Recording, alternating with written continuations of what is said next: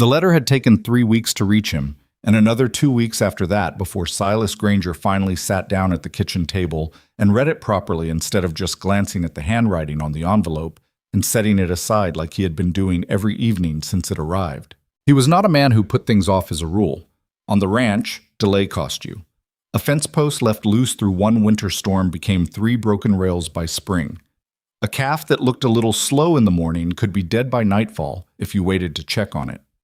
Silas had learned these lessons early, had learned them from his father, and then again from his own mistakes, and he had spent the better part of 34 years operating on the principle that things done now were better than things done later. But this letter was different. This letter was an answer to something he had done on a night when the grief was sitting so heavy on him that he had not been thinking straight, and he had not been entirely sure he wanted to deal with the consequences of that particular moment of weakness. It had been 4 months since Thomas died, 4 months since the horse threw him on the North Trail and left him with a broken neck in the mud, and 4 months since Silas had driven into town to collect 6-year-old Caleb from Martha Briggs, the pastor's wife, who had taken the boy in while Silas dealt with the immediate weight of it, the burial, the paperwork, the debts Thomas had somehow accumulated without ever mentioning them to anyone. 4 months of Caleb sitting across the table at breakfast with Thomas's eyes in a face that was still trying to understand why his father was not coming home. Silas had written the letter to the correspondence agency in Helena on a Thursday night in late October when the wind was bad and the fire was low, and Caleb had cried himself to sleep in the next room for the 3rd night in a row. He had not told anyone. He had not even fully admitted it to himself. He had written the letter, sealed it, ridden into Red Ridge the next morning before the town was properly awake, and dropped it in the post box outside the general store before he could talk himself out of it. Then he had spent 6 weeks convincing himself no one would answer. The letter on his kitchen table said otherwise. Her name was Evelyn Hart. She was 29 years old. She had been widowed 2 years prior. She wrote plainly and without flourish, which he appreciated. No romantic declarations, no lists of domestic virtues designed to impress. Just the facts of her situation laid out in clear, careful sentences. She was in Cheyenne. She was working as a seamstress in a shop that was about to close, and she had read his notice in the correspondence registry and thought they might suit each other. There was one more fact she included near the bottom of the page, written in slightly smaller letters as though she had debated whether to mention it at all. I have a daughter. She is 4 years old. Her name is Lily. I will understand completely if this changes your answer, but I would rather you know now than be surprised later. Silas had read that part 4 times on the night the letter arrived. He had read it again every evening since. And now, sitting at the table with the lamp turned up and the house quiet around him, he read it one more time and then set the letter down and looked at the wall for a long while. From the back room came the sound of Caleb shifting in his sleep, a small, restless sound that had become as familiar to Silas as the creak of the floorboards or the particular way the wind found the gap under the kitchen door. He picked up his pen. The train arrived at Red Ridge on a Wednesday in early March, which meant the mud on Main Street was the particular aggressive kind. Not the frozen, manageable mud of January, not the drying mud of late April, but the deep, sucking, boot-swallowing mud of the first real thaw, the kind that made the whole town smell like wet earth and horse and something indefinably alive. Silas had been standing on the platform for 20 minutes before the train came into view around the eastern bend, and he had spent most of those 20 minutes second-guessing himself with a thoroughness that was unusual for him. He was not, in general, a man given to extended self-doubt, but he had also never stood on a train platform waiting to meet a woman who had agreed, through 3 letters and 6 weeks of correspondence, to come to Montana Territory and marry him. The novelty of the situation seemed to justify a certain amount of unease. Caleb stood beside him, with his hands stuffed into his coat pockets, close enough that his shoulder pressed against Silas's leg. The boy had been told, carefully and without excessive detail, that a woman was coming to help with the ranch. Silas had not used the word wife yet. He was not sure why exactly, except that it felt like too much to put on a 6-year-old who was still, some nights, calling for his father in his sleep. "How long does a train take?" Caleb asked. This was the 4th time he had asked it in 20 minutes. "It takes as long as it takes," Silas said. "You've seen trains before." "I've seen them from far away. Not this close." The boy squinted down the track like he expected the train to be hiding. "What if she doesn't come?" "Then she doesn't come." "What do we do then?" Go home and feed the cattle. Caleb considered this. What if she does come? Then she comes, Silas said, and we figure out the rest from there. It was not, he recognized, a particularly reassuring answer. But he did not have a better one, and he had learned in the months since Thomas died that false reassurance was worse than honest uncertainty. Caleb was a smart boy. He could tell when he was being managed. The train came around the bend, and Silas felt his chest tighten in a way that had nothing to do with the cold. The platform filled quickly, a handful of passengers waiting to board, a few people meeting arrivals, the usual cluster of men who seemed to gather at the train platform for no particular reason other than it gave them something to look at. Red Ridge was not a large town. New arrivals were noticed. The first passengers stepped off. A traveling salesman Silas recognized from previous trips through town, two ranch hands from the Dunbar operation east of the valley, an older woman in a good coat who was probably visiting family, and then Evelyn Hart stepped off the train with her daughter's hand in hers, and Silas understood, in the span of perhaps 2 seconds, that 3 letters had not been sufficient preparation for the reality of this moment. She was not what he had pictured, though he would have been hard-pressed to say exactly what he had pictured. She was small, smaller than he had imagined, with dark hair pinned back under a hat that had seen better days, a gray traveling coat that was clean but worn thin at the elbows, and the kind of posture that came not from ease but from deliberate effort, from a woman who had decided that standing straight cost her nothing and gave away nothing. She carried a worn leather satchel in her free hand that appeared to contain everything she owned in the world. The little girl beside her was looking at everything except the people. She was examining the platform boards, the wheels of the train, the texture of the wooden railing with the focused attention of a child taking inventory of a new place before she was willing to commit any feelings about it. She had her mother's dark hair and a small, serious face that was currently very occupied with not showing anything. Evelyn saw Silas before he had a chance to step forward. He was probably not hard to identify. He was the only man on the platform who was clearly waiting for someone and clearly not sure what to do about it. She walked toward him with Lily in tow, and he noticed that she did not hurry, did not do anything that might be read as anxious or eager, just crossed the distance between them at a steady pace as though she had been doing this her whole life and found it unremarkable. "Mr. Granger," she said. "Miss Hart." He removed his hat. "Mrs. Hart, I apologize." "It's all right." She looked at him steadily. Her eyes were a dark gray brown, and they were doing something his sister-in-law Margaret used to call taking stock, a careful private assessment that did not announce itself. "I should tell you that the train was late leaving Billings, so if you've been standing here a while, I'm sorry for it. That was the railroad's fault, not mine." "I wasn't keeping track," he said, which was not entirely true. A beat of silence. He was aware of the people on the platform who were finding reasons to look in their direction without appearing to look. "This is Lily," Evelyn said, drawing the little girl slightly forward. "Lily, this is Mr. Granger." Lily looked up at him. She did not say anything. She appeared to be reserving judgment, which Silas respected. "Hello, Lily," he said. Lily glanced at her mother, then back at him. "Hello," she said, in a very small, very formal voice, then looked down at the platform boards again. Caleb had been standing just slightly behind Silas's left elbow throughout this exchange, and now he stepped forward with the sudden boldness of a child who has been working up to something. "I'm Caleb," he announced. "I'm 6. How old are you?" Lily looked at him. Something in her expression shifted fractionally. Not quite interest, but an awareness. 4, she said. "I know more things about the ranch than you do," Caleb said, not unkindly, just as a statement of fact. "I can show you." Lily looked at her mother again. Evelyn gave the smallest nod. Lily looked back at Caleb. "Okay," she said. It was, Silas would think later, a more straightforward beginning than anything the adults managed. The wagon ride out to the ranch took the better part of an hour, and it was not a comfortable hour.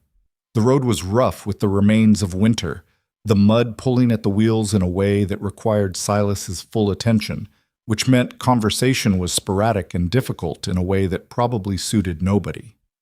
Evelyn sat beside him on the board, upright and not complaining, while the two children sat in the wagon bed behind them. Caleb talked.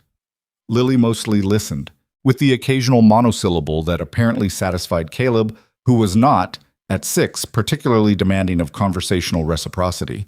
"The north pasture fence needs work," Silas said at one point, because he felt he should be saying something, and that seemed like a safe topic. "I've been putting it off since fall. Wasn't sure—" He stopped, started over. "I've had some other things to deal with." "Your brother," Evelyn said. "Yes." "I'm sorry." She said it the way people said it when they meant it, simply, without elaboration, and then did not follow it with anything that required him to respond. He nodded and watched the road. After a while, she said, "You wrote in your last letter that the house needs some work on the interior. I want you to know I'm not particular about comfort. I know what a working ranch looks like." "It's not the worst house in Montana Territory," he said. "But it's not the best either." "That's fine. The roof's sound. The kitchen stove works. That's most of what matters." He glanced at her briefly. She was looking at the road ahead with the same steady attention she had given everything since she stepped off the train. He found himself wondering, not for the first time, what her previous life had looked like. What circumstances had put a woman like her in a correspondence agency listing for a Montana rancher? He had not asked in his letters, and she had not volunteered. "Your letters said you were a seamstress," he said. "Yes, mostly alterations and mending. The shop closed in January. The owner decided to go back east." "That put you in a difficult situation." "It put me in a situation," she said. "Whether it was difficult depended on what I decided to do about it." She paused. "I'm not telling you that to sound impressive. I just think the way you frame a thing matters. Difficult is a dead end. A situation is a problem to solve." Silas was quiet for a moment. "My brother used to say something like that," he said. "Not those words exactly, but that idea." Evelyn said nothing to that. He was glad she didn't. The ranch came into view around a long curve in the road.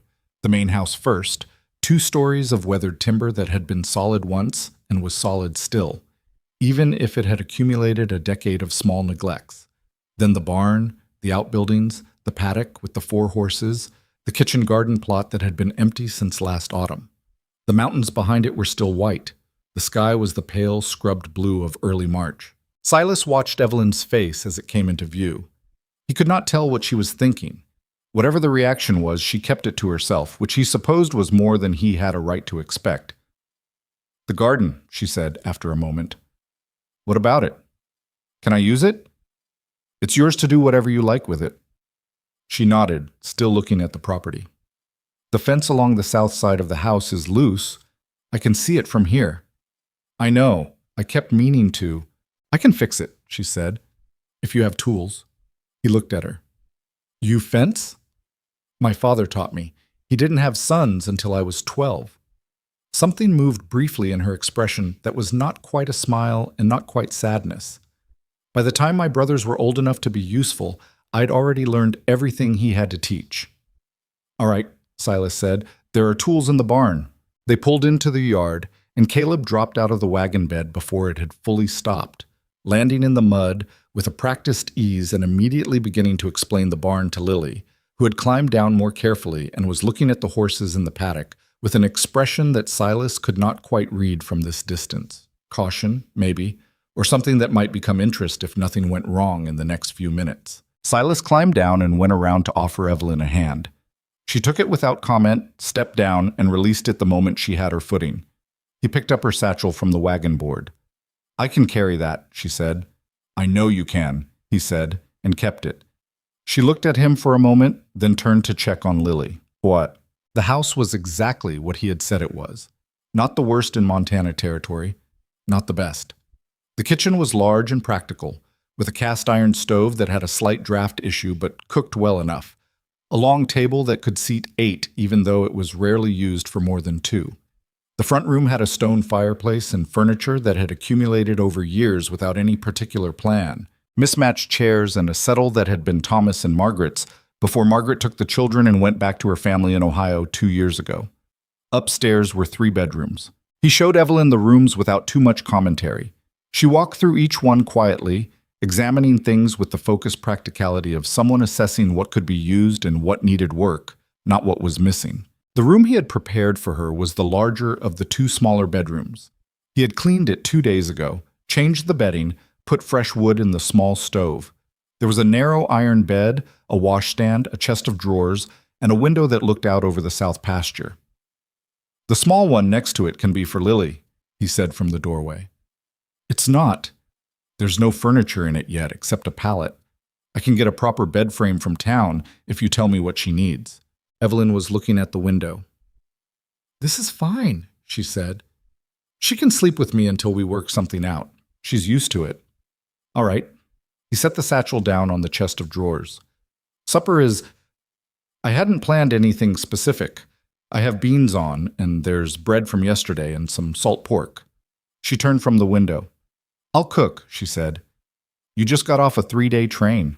"I know what I just got off of," she said. "I'll cook. You've been doing it alone long enough, and I need to know where things are kept." He started to say something, reconsidered, and said instead, "The pantry's off the kitchen. I'll be in the barn if you need me." She was already moving toward the door. Supper that night was nothing like anything Silas had eaten in 4 months of his own cooking. Evelyn had found dried vegetables he had forgotten were in the pantry, had cooked them down with the salt pork and beans into something that was seasoned properly, had sliced the bread and heated it on the stovetop. She had done all of this in an unfamiliar kitchen in under an hour, while simultaneously keeping track of where Lily was and answering Caleb's stream of questions about everything from how she had gotten here to whether she knew how to ride a horse. They ate at the kitchen table, all 4 of them, and it was the strangest supper Silas had sat down to in recent memory. Not unpleasant, just strange. "Lily doesn't talk much," Caleb observed, approximately 8 minutes into the meal. He was not criticizing, just noting. "She talks when she has something to say," Evelyn said. "I talk a lot," Caleb said, apparently as a counterpoint. "I noticed," Evelyn said, which surprised a short, involuntary sound out of Silas that was as close as he had come to laughing in 4 months. Caleb grinned. He seemed to have decided, with the particular decisive speed of children, that he liked Evelyn. Lily was eating with focused attention, her spoon moving with the careful precision of a child who had learned that food was not guaranteed and took it seriously. Silas watched her for a moment, then looked away. After supper, after Caleb had been put to bed and Lily had fallen asleep in Evelyn's room, somewhere in the middle of what appeared to be Evelyn quietly singing something too low for Silas to hear through the wall, Silas sat in the kitchen with a mug of coffee and the account books and tried to think clearly about what he had done. It was not that he regretted it. He was not sure what he felt exactly, but it did not feel like regret. The house had a different quality to it tonight, some shift in the atmosphere that he could not have named precisely, like the way a room felt different when someone had opened a window in it that had been stuck closed for a long time. He just was not sure, sitting there with the accounts and the dying fire, what came next. Red Ridge's opinion of what came next arrived approximately 48 hours after the train did. It came in the form of Eleanor Whitmore, who ran the Red Ridge Ladies' Aid Society and had opinions about most things and kept them in good repair. Silas had been in town for supplies, flour, lamp oil, a new hinge for the barn door, and she caught him outside the general store with the look of a woman who had been waiting for an opportunity. "Silas Granger," she said. "I heard the bride arrived." "She did," he said, "and she came with a child." "She did," he said again. Eleanor Whitmore's mouth did a complicated thing. "That wasn't in your notice," she said. "The correspondence notice. Margaret Briggs saw it. It didn't mention a child." "She mentioned it in her letter," Silas said. "I knew before she came." "And you still sent for her?" He picked up his parcels. "I answered her letter," he said. "She made her own choices about the rest of it." "Silas." Eleanor Whitmore's voice dropped to the register people used when they wanted to be understood as speaking plainly rather than gossiping, which was a distinction that did not, in Silas's experience, always hold up. "People are going to talk. A widow with a child from God knows what circumstances." "From Cheyenne," Silas said. "She was a seamstress. Her husband died 2 years ago." "That's what she told you." "That's what I believe," he said. He walked to the wagon. Behind him, he could hear Eleanor Whitmore saying something to whoever was standing nearby, her voice dropping further in that way that meant it was becoming something that would be repeated. He drove home and did not think about it, or tried not to. Check. The weather in March was unreliable in the way that March weather in Montana was always unreliable. 3 days of almost warmth, then a hard freeze, then mud again, then a brief clean snow that melted by afternoon. Silas had learned to work around it rather than against it, taking the good weather when it came and waiting out the bad. Evelyn appeared to operate on the same principle. She was up before dawn every morning. Silas, who was an early riser himself, discovered this the second day when he came downstairs to find the fire already built up and coffee already made. She was at the kitchen table with a small piece of mending from the basket she had brought in her satchel, working by lamplight with the easy competence of someone for whom this was simply what mornings were. She looked up when he came in. "Coffee's hot," she said. "I hope you don't mind I used the last of the grounds. I was going to order more from the store anyway." He poured a mug. "You didn't sleep." "I slept fine. I just wake up early." He sat down. Outside, the pre-dawn dark was starting to pale at the edges. "How's Lily settling?" Evelyn set down her mending, looked at her coffee for a moment. "She woke up twice last night confused about where she was. She's been doing that since we left Cheyenne. It'll pass." "Caleb did that for 2 months after—" He stopped. "After his father died," she said, not asking. "Yes." She nodded. "Children are resilient. People say that as a comfort, but it's actually true.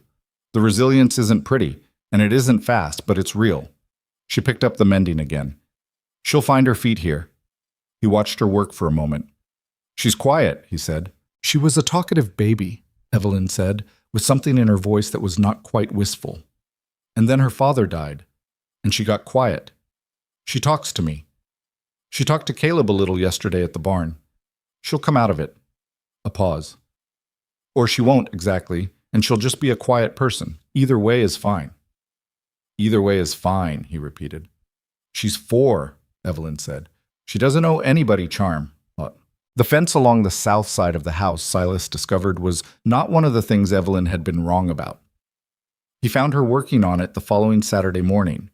A proper work morning, clear sky and ground not too soft, with a claw hammer and a pail of nails from the barn, resetting posts that had worked loose over the winter with a focused efficiency that required no help and received none from him initially because he stopped and watched for a moment before she heard him.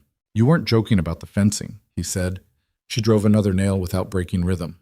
"I told you I could do it." "I know." He came and crouched beside the next loose post. "Here, this one's further gone than it looks. The wood's rotted at the ground level." She assessed it. "Can you replace it?" "There are extra posts in the back of the barn." "I'll get one." "I'll get it," he said. They looked at each other for a moment over the fence line, not confrontationally, just the slight friction of two people who were both accustomed to doing things themselves and were still working out where the edges were. "I'll finish the nails on this section," she said. "All right," he said. He came back with the post. They worked down the fence line together for the better part of 2 hours without talking much, and by the end of it, 3 sections that had been worrying Silas since November were solid again. "Thank you," he said when they were done. "I told you I could do it," she said again, but there was something different in how she said it this time. Quieter, less like a point being made. She was looking at the fence, not at him. "My father used to say, the work doesn't ask who does it, just that it gets done." "Smart man," Silas said. "He was." She picked up the pail. "I'm going to check on Lily." He watched her go around the corner of the house and stood there for a minute in the cold morning, the repaired fence solid under his hand. 3 weeks after Evelyn arrived, Silas came in from the north pasture to find Lily standing at the kitchen window watching the yard, and he had the feeling, a quiet, sudden certainty, that she had been standing there for a while. He came inside and took off his boots in the entry and looked at her, and she looked back at him with those serious dark eyes. "Where's your mother?" he asked. "Smokehouse," she said. "She's fixing the door." He nodded, started toward the stove to pour coffee. "Mr. Silas," Lily said. He turned. She was still looking at the yard. "There's a crow in the yard," she said. "It's been there a long time. Is it sick?" He came to the window and looked. There was indeed a crow at the edge of the yard, moving in a slightly odd way. Might have a wing problem, he said. Sometimes they injure themselves, and they're grounded for a while until it heals. Lily watched the crow with the same focused assessment she gave everything. Does it hurt? She asked. Probably not as much as it looks like, he said. Animals don't dwell on things the way people do. A long pause. Caleb said his papa died, she said, still watching the crow. Yes, Silas said. My papa died too, she said. I know, he said. Is that why we came here? She asked. He thought about how to answer that. He thought about what Evelyn might say, and then thought about what was simply true. Partly, he said. Your mama needed a different situation. I needed help with the ranch. And Caleb needed… He paused. I think Caleb needed someone else in the house. Lily was quiet. The crow in the yard hopped sideways, tested one wing without quite lifting. He talks a lot, Lily said. He does, Silas agreed. I don't mind, she said. It's easier than quiet. He did not say anything to that, because he could not think of anything to say that would not be too much, and sometimes the right thing was to say nothing at all. After a minute, Lily drifted away from the window and went to find something else to do. Silas poured his coffee and stood at the window and watched the crow until it moved off into the brush at the edge of the yard, favoring one wing, but moving. The evenings, as the weeks went by, developed a rhythm that he had not anticipated. After supper, after the children were in bed, Lily having moved to the pallet in the small room adjacent to Evelyn's, Caleb requiring less convincing than he had 4 months ago, Silas and Evelyn sat in the front room. He worked on the accounts, or mended tack, or read. She sewed or read or sometimes just sat with a mug of tea and the fire. They did not talk every night. He had expected that to feel awkward, and it did not, entirely. She was comfortable with quiet in a way that he found, to his surprise, restful.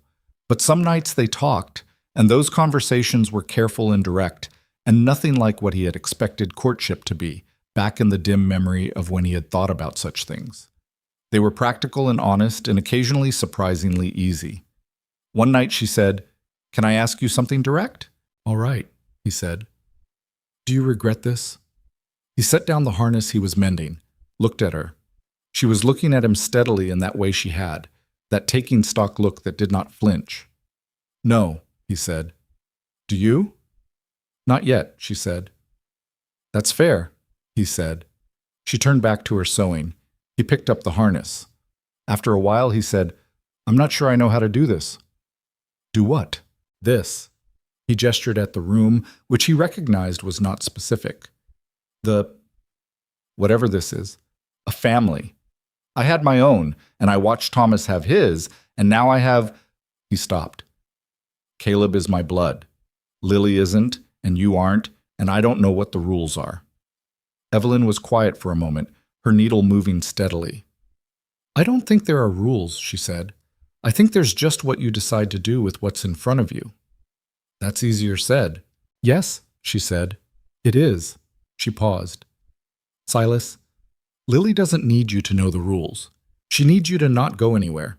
That's the whole thing for a 4-year-old. Stay and be steady and not go anywhere." He thought about that. "I can do that," he said. "I know," she said. "That's why I came." He did not ask what she meant by that because he thought he understood it, and he did not want to pick it apart. Some things were better left whole. They were married at the end of March, in the living room of the house with the county clerk who made the circuit through the valley every quarter, and Caleb and Lily as the only witnesses. It was not a ceremony that would have impressed anyone. The clerk read the words, they said what was required, and that was the legal fact of it established. Evelyn did not appear nervous. She appeared exactly as she appeared every other day, composed and slightly watchful, present without being dramatic about it. He wondered briefly what she was thinking behind that composure, and then decided it was her business and let it go. Caleb had pressed his one good shirt that morning with the flat iron, with his tongue between his teeth, very seriously. Lily was wearing a dress with a small embroidered collar that Evelyn had clearly put some time into, and she stood very still through the proceedings with the look of a child who had decided that if she stood still enough, no one would ask her to do anything. After the clerk left, Caleb said, "Are you our ma now?" looking at Evelyn. Evelyn crouched down to his level. "I'm your Uncle Silas's wife," she said carefully, "which makes me your aunt, I suppose. But you can call me whatever feels right to you. There's no wrong answer." Caleb considered this with great seriousness. "I'll think about it," he said, which seemed to satisfy everyone. That night, after the house was quiet, Silas sat in the kitchen and looked at the account books and thought that the numbers, for the first time in months, were beginning to look like something that might be manageable. Not good, but manageable. And that was something. From upstairs came the faint sound of Evelyn's voice, very low, through the ceiling. That same song she sang when Lily was settling. He could not make out words, just the sound of it, steady and quiet in the house. He closed the account books. Outside, the March sky was clearing, and through the kitchen window, the stars over the Montana Territory were doing what they always did. Indifferent and enormous, and somehow, right now, not as cold as they usually looked. He blew out the lamp and went to bed. What none of them knew yet, in those early weeks of careful adjustment and developing routine, was that the life they were building had already attracted notice from a direction none of them would have anticipated. The ranch was beginning to look, from the outside, like something worth wanting, and there were people in the territory for whom that was not a comfortable observation. But that trouble had not arrived yet. It was still somewhere down the road, taking its time. For now, there was a loose board on the kitchen floor that Evelyn had asked him to fix. There was a section of paddock fence that needed looking at before the summer cattle work started. There was Caleb's reading, which had fallen behind during the winter. And there was Lily, who was talking more each day in the quiet, deliberate way that was already becoming recognizable as just how she talked. There was supper to be made and firewood to be split and a ranch to hold together, and there were 4 people learning, imperfectly and with considerable difficulty, how to do it together. It was not any of it what Silas had planned, but he was beginning to understand that the things he had planned had not amounted to much, and that perhaps this, the unplanned, the unexpected, the arrival on a muddy March afternoon of a woman with a worn satchel and a serious small daughter, perhaps this was the thing that was going to hold. He did not know yet whether he was right, but he was no longer entirely sure he was wrong. Spring came to the Granger Ranch the way it always did in Montana Territory. Not all at once, not cleanly, but in fits and arguments with itself. Warm days followed by nights that still bit hard, the ground deciding daily whether it wanted to be mud or something more solid. By mid-April, the kitchen garden plot that had sat empty since the previous autumn was showing the first signs of Evelyn's intentions. Turned earth, careful rows, stakes she had fashioned from scrap wood in the barn on a Sunday afternoon, while Caleb watched and handed her things with the particular gravity of a child who has been given an important job. Silas had watched from the paddock fence, ostensibly checking on one of the horses, actually watching his wife work a garden with the same focused competence she brought to everything else, and had thought, not for the first time in the weeks since March, that he had not fully understood what he was getting when he sent that letter. He meant that as a good thing. He was not always sure how to say so. The mornings had settled into a pattern he had not engineered but had come to rely on in the way you relied on things that worked. Evelyn up first, fire built, coffee made. Silas down 20 minutes later. The children by 7, Caleb loud and in motion from the moment his feet hit the floor, Lily arriving at the table with her hair still needing attention and the quiet, contained look of a person who required a few minutes before the world could be addressed directly. Evelyn always had Lily's hair done by 7:15, and Silas had noticed, without saying anything about it, that this small daily ritual was conducted in near silence, Lily sitting still while her mother's hands worked, and that it seemed to be the thing that settled them both. He had told Caleb early on that they needed to let Lily come to them at her own pace. Caleb had taken this instruction seriously for approximately 4 days before reverting to his natural inclination to drag Lily into whatever he was doing on the grounds that it would be more fun with 2. To Silas's surprise, this had worked better than patience. Lily, it turned out, responded less to being waited for and more to being simply included without ceremony, and Caleb was constitutionally incapable of making anything a ceremony. By late April, they were inseparable in the way that children become inseparable when proximity and shared interests converge, trailing each other around the yard, conducting private negotiations over whose idea was better, occasionally erupting into the kind of brief, intense conflict that resolved itself in minutes because neither of them had the patience to maintain a grudge. Silas watched this and thought about Thomas, who had been like Caleb in some ways, always moving, always talking, and felt the grief of it and the strange comfort of it in approximately equal measure, and did not try to separate them. What the ranch was not by late April was a secret. Red Ridge was not a large town. It had a general store, a blacksmith, a feed merchant, a land office, 2 saloons, a doctor who was also the barber, a school that held 12 children when all of them attended, and the particular quality of social attention that small frontier towns developed in the absence of other entertainment.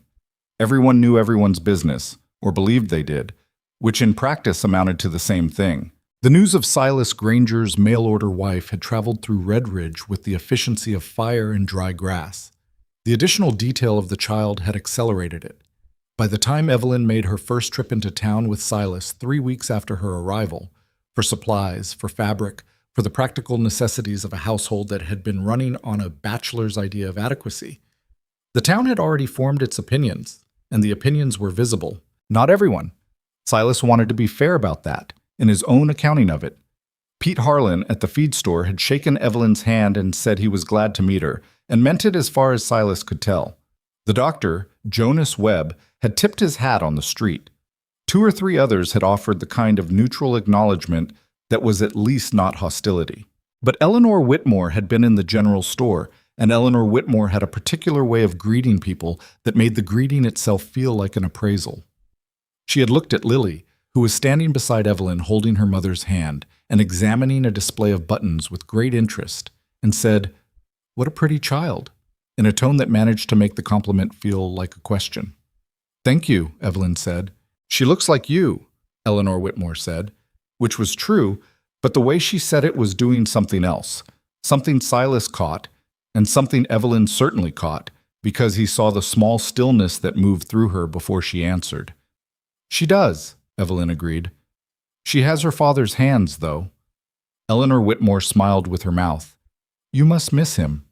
"Every day," Evelyn said, and the simplicity of it closed the door on whatever Eleanor Whitmore had been moving toward, because there was nothing to do with a statement that direct except accept it or be rude, and Eleanor Whitmore was, above all things, not rude in public. In the wagon going home, Silas said, "You handled that well." Evelyn looked straight ahead. "I've had practice," she said. He did not ask at what. The thing about judgment, Evelyn had learned, in Cheyenne, in the years before Cheyenne, in the particular education that came from being a woman alone with a child and no money and a dead husband and the opinions of other people, was that it rarely arrived as something you could argue with directly. It came sideways. It came in the form of pauses that were slightly too long, questions that were slightly too pointed, kindnesses that came with a slightly too visible cost. She had learned to recognize it and to move through it without letting it stop her, which was different from it not affecting her. It affected her. She just did not allow the effect to be visible in ways that other people could use. Red Ridge was not, she decided, better or worse than other places she had lived. It was just a place with people in it, and people in places had opinions, and opinions about a widow arriving from elsewhere with a child and marrying a local rancher were probably inevitable. She had known this before she came. She had factored it into the decision. What she had not entirely factored in was how it would feel to watch Lily absorb it. Lily was 4. She did not understand the precise nature of what the women outside the general store were doing when they looked at her mother a certain way. But children understood mood before they understood meaning, and Lily was a perceptive child, and Evelyn could see in the particular way Lily stayed close to her in town, and in the careful way the little girl watched adults' faces, that something was registering even if it could not be named. On the way back from their second trip to town, Lily said, from the wagon bed, "Mrs. Whitmore doesn't like us." Caleb, who was sitting beside her, looked up from the piece of rope he had been attempting to braid. "She doesn't like anybody much," he said with the easy authority of a child who had been observing Eleanor Whitmore for 6 years. "She didn't like my pa either, and he was nice." Lily considered this. "Why not?" "I don't know. She just likes some people and not other people." Lily appeared to file this away. "That's not very fair," she said. "No," Caleb agreed, and went back to the rope. Evelyn, on the wagon board beside Silas, had heard all of this and said nothing. After a moment, Silas said, quietly enough that only she could hear it, "Caleb's not wrong about Eleanor Whitmore." "I know," she said. "She's not the problem. She's just the loudest." Oh. The work of the ranch in spring was not glamorous and it was not simple. There was fence to be checked and repaired after the winter, cattle to be moved as the pastures came back to life, equipment to be maintained or replaced, the constant arithmetic of what was needed against what was available. Silas did most of this alone, as he had been doing for the better part of a year since Thomas died, and the two ranch hands they had shared had moved on to other operations. He needed help he could not afford to hire. Evelyn, somewhere in the first month, had apparently assessed this without being told and had begun making herself useful in ways that went beyond the house. It was not that she inserted herself into ranch work without discussion. She was not like that, she generally asked before she moved into someone else's territory, but she had a way of identifying the thing that most needed doing and going and doing it, and the thing that most needed doing was often not inside the house. She mended harnesses. She exercised the horses when Silas was occupied elsewhere, and she did it competently enough that the horses trusted her, which they did not always do with strangers. She took over the chickens entirely, restructured the coop in a way that reduced predator access, and increased the egg production noticeably within 2 weeks. She kept accounts of household expenses in a small ledger with a precision that allowed Silas, when he looked at it, to see clearly where money was going and where it was being saved. None of this was what the town expected of a mail-order bride. The town expected, Silas gathered from what various people said in various ways, a woman who would manage the interior of the house and be appropriately grateful for the position and otherwise be unobtrusive. Evelyn was none of these things, and the fact of her was gradually filtering through Redridge in the form of observations that people made to Silas when they saw him in town. "Heard your wife helped you bring the Hendersons' stray cattle back last week," Pete Harlan said, one Tuesday at the feed store with a tone that was more curious than anything else. "That right?" "She knew which direction they'd gone," Silas said. "I didn't." "Huh," Pete Harlan said, and appeared to find this more interesting than objectionable. Others were less neutral. Roland Price, who ran one of the saloons and had opinions about most things, made a comment to Silas one evening about women who didn't know their place that Silas had not responded to in any way that invited further conversation. They had not spoken much since, and there was a particular morning in May when Silas came into the kitchen to find Evelyn standing very still at the kitchen window with a piece of paper in her hand, and something in the quality of her stillness stopped him in the doorway. "What is it?" he said. She held out the paper. It had been slipped under the door, apparently, sometime that morning. It was a single line written in an unidentifiable hand. "Bastard children don't belong in decent homes." Silas took the paper and read it and felt something move through him that he identified, with some precision, as the specific kind of anger that came from being helpless to identify where it was aimed. "I'm going into town," he said. "And do what?" Evelyn said. She had turned from the window and was looking at him with the kind of careful steadiness that meant she had already been through the options and arrived somewhere. "You don't know who wrote it. You can't prove anything. And if you go into town angry, it gives whoever did it the satisfaction of knowing it worked." "It worked," he said. "I know it worked," she said, "but I'm not going to let them see that." She paused. "Can I burn it?" He handed it back to her. She put it in the stove. He stood in the kitchen and watched it catch and thought about all the things he could not fix by going into town angry, and then he went out to the barn and split firewood for the better part of an hour, which did not fix anything either, but helped him think. The garden was Evelyn's, in the way that certain things become a person's, not because they own them, but because they have put enough of themselves into them that the distinction stops mattering. By May it was producing. Radishes first, then lettuce, then the early peas that Lily had helped plant and now checked daily with the focused investment of a child who had been told she was responsible for them. "They're bigger today," Lily reported one morning at breakfast, with the same tone someone might use to announce that the cattle count was up. "How much bigger?" Caleb asked. He was competitive about everything, including plants. "A lot." "That's not a number." "I don't have a number for plants," Lily said, with the patience of someone explaining something to a person who was being deliberately obtuse. "They're bigger. That's the number." Silas, eating his eggs, did not look up, but he heard Evelyn make a small sound into her coffee that might have been a suppressed laugh, and the sound of it did something to the kitchen that he could not have named precisely. It was in these small moments, not the large ones, not the dramatic ones, that he felt the particular quality of what was being built here, quietly. While the town had its opinions and the spring work pressed and the accounts worried him, and the memory of Thomas sat somewhere in the house the way grief sat in houses, not always present but never entirely gone.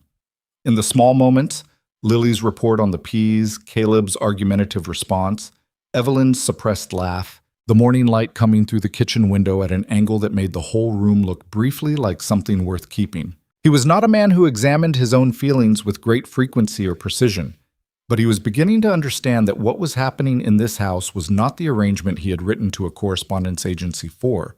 It was something else, something he did not have a clean name for, and it was happening in the spaces between the practical things, in the small moments, in the sound of his wife trying not to laugh at a 4-year-old's logic about plant sizes. He set down his fork. "She's right," he said. "You can't put a number on plants." Lily looked at him with an expression of vindicated satisfaction. Caleb looked at Silas with the expression of a person who has been betrayed by an ally. "That's not fair," Caleb said. "A lot of things aren't," Silas said, which was the same thing Caleb had told Lily about Eleanor Whitmore 2 weeks ago, and Caleb recognized it and made a face at him, and that was the closest the table came to laughter that morning, which was closer than it had been in a long time. June brought heat and longer days, and the particular exhaustion of serious work. Silas was up before dawn and rarely finished before dark, moving between the north pasture and the south, managing what needed managing with the 2 horses and without hired hands. The cattle operation was not large. Thomas and he had kept it to a size they could handle, but it was the difference between staying solvent and not, and it demanded the full effort of a healthy man without other complications. Evelyn saw this without being told. He was not sure when she made the decision exactly, but by the 2nd week of June she was helping with the cattle work in the mornings before the day got too hot, leaving the children in each other's care for the 2 hours of early morning when the serious moving happened. She could not do everything, but she could do more than he had expected, and the combination of what she could do and what he could do was enough to keep the operation from falling behind. There were conversations they had on horseback, coming back in the early morning heat, that were different from the conversations they had at the kitchen table. Something about being on horses together, out in the open, with the work done and the day stretching ahead, loosened things that would not have loosened otherwise. One morning in late June, she said, "Tell me about Thomas." He was not expecting it. He had been looking at the north pasture fence, which needed attention again. "What about him? What was he like?" Not a question exactly, an opening. He thought about it. The genuine answer, not the one you gave people who asked out of politeness. "He was better with people than I am," he said finally. "He could walk into a room and make everyone comfortable inside of 5 minutes. I never understood how he did it." He paused. He was also not always careful, with money, with decisions. He would see a thing he wanted and go after it and figure out the complications later. Was that what happened with the debts? Partly. He shifted in the saddle. He bought equipment we didn't need for an expansion we weren't ready for. I knew it was too much. We argued about it, and then he died before we could have the argument where I was right, which... He stopped. "Which means you've been carrying being right without anywhere to put it," she said. He looked at her. She was watching the pasture, not him. "That's an unusual way to put it," he said. "Is it wrong?" He thought about it. "No," he said. She nodded like that settled something. "My husband wasn't careful either," she said after a moment. "A different kind of not careful. He was kind, and he meant well, and he didn't know how to say no to people who needed things from us, even when we didn't have things to give. When he got sick, we had nothing." She was quiet for a moment. "I don't tell you that to make you think badly of him. He was a good man. He just didn't know how to protect us." "I'm sorry," Silas said.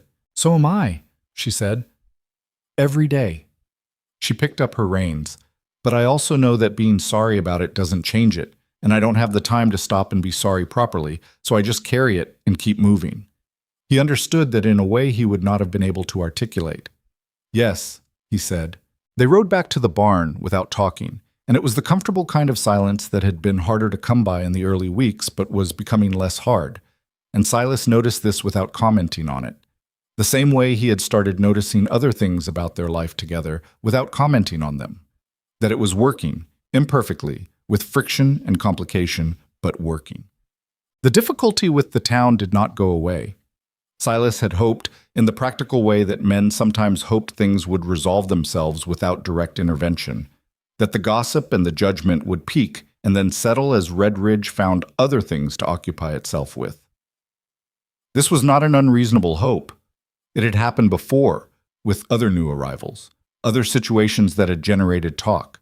But Evelyn was not like other situations, and the particular combination of her, a widow, a child of uncertain origin in the minds of certain people, a woman who clearly had opinions and expressed them and could do things that women were not supposed to be doing out on someone else's pasture, was proving more durable as a topic than he had anticipated. It was Nora Fitch, the wife of the man who ran the land office, who said something to Evelyn directly at the general store in early July that crossed a line that the other comments had approached but not quite reached. Silas was not there. He heard about it from Pete Harlan's wife, Clara, who had been present and had the decency to be embarrassed about it. Nora Fitch had, apparently, looked at Lily standing beside Evelyn at the counter and said, loudly enough for half the store to hear, "I suppose we can't always know where children come from, can we?" Clara Harlan said Evelyn had gone very still in the way that meant something rather than nothing, and then had turned to look at Nora Fitch with an expression Clara could not describe, except to say that she would not have wanted it directed at herself, and had said, in a very even voice, "My daughter comes from Cheyenne, Wyoming, where she was born in a proper bed with a doctor present. Her father was Daniel Hart, a wagon builder, who died of a fever 2 winters ago and is buried in the Cheyenne City Cemetery in a plot I paid for myself. Is there anything else you'd like to know?" Nora Fitch had not said anything else. Clara Harlan, telling Silas about it that evening when she happened to be at the ranch to return a borrowed pot, said, "I thought you should know because I think your wife is handling it better than most women would. And also because Nora Fitch has been saying things around town that aren't kind, and I thought someone should tell you directly rather than wait for you to hear it sideways." "I appreciate that," Silas said. "She's a good woman," Clara said. "Your wife." "I know Eleanor Whitmore doesn't think so, but Eleanor Whitmore wouldn't think so about anyone who married you. She had you picked out for her cousin Dorothea years ago and never got over it." This was information Silas had not previously had and filed away in the category of things he did not need to think about. That evening, after Clara Harlan left and supper was done and the children were in bed, Silas sat at the kitchen table and waited for Evelyn to finish in the kitchen. And when she came and sat down, he told her that Clara Harlan had told him what happened at the general store. Evelyn sat with her tea and looked at the table for a moment. "I handled it," she said. "I know you did," he said. "Clara said you handled it extremely well." "I wasn't in a mood to be subtle. I gathered." He looked at her. "Does it happen often? When I'm not there?" She considered her answer. "Often enough," she said. He felt the anger again, that particular helpless anger. "I'm sorry," he said. "It's not yours to be sorry about." "I brought you here," he said, "into this town, into these people's opinions." "You wrote me a letter," she said. "I made the decision to come. There's a difference." She looked at him steadily. "Silas, I knew what towns like this were like before I got on the train.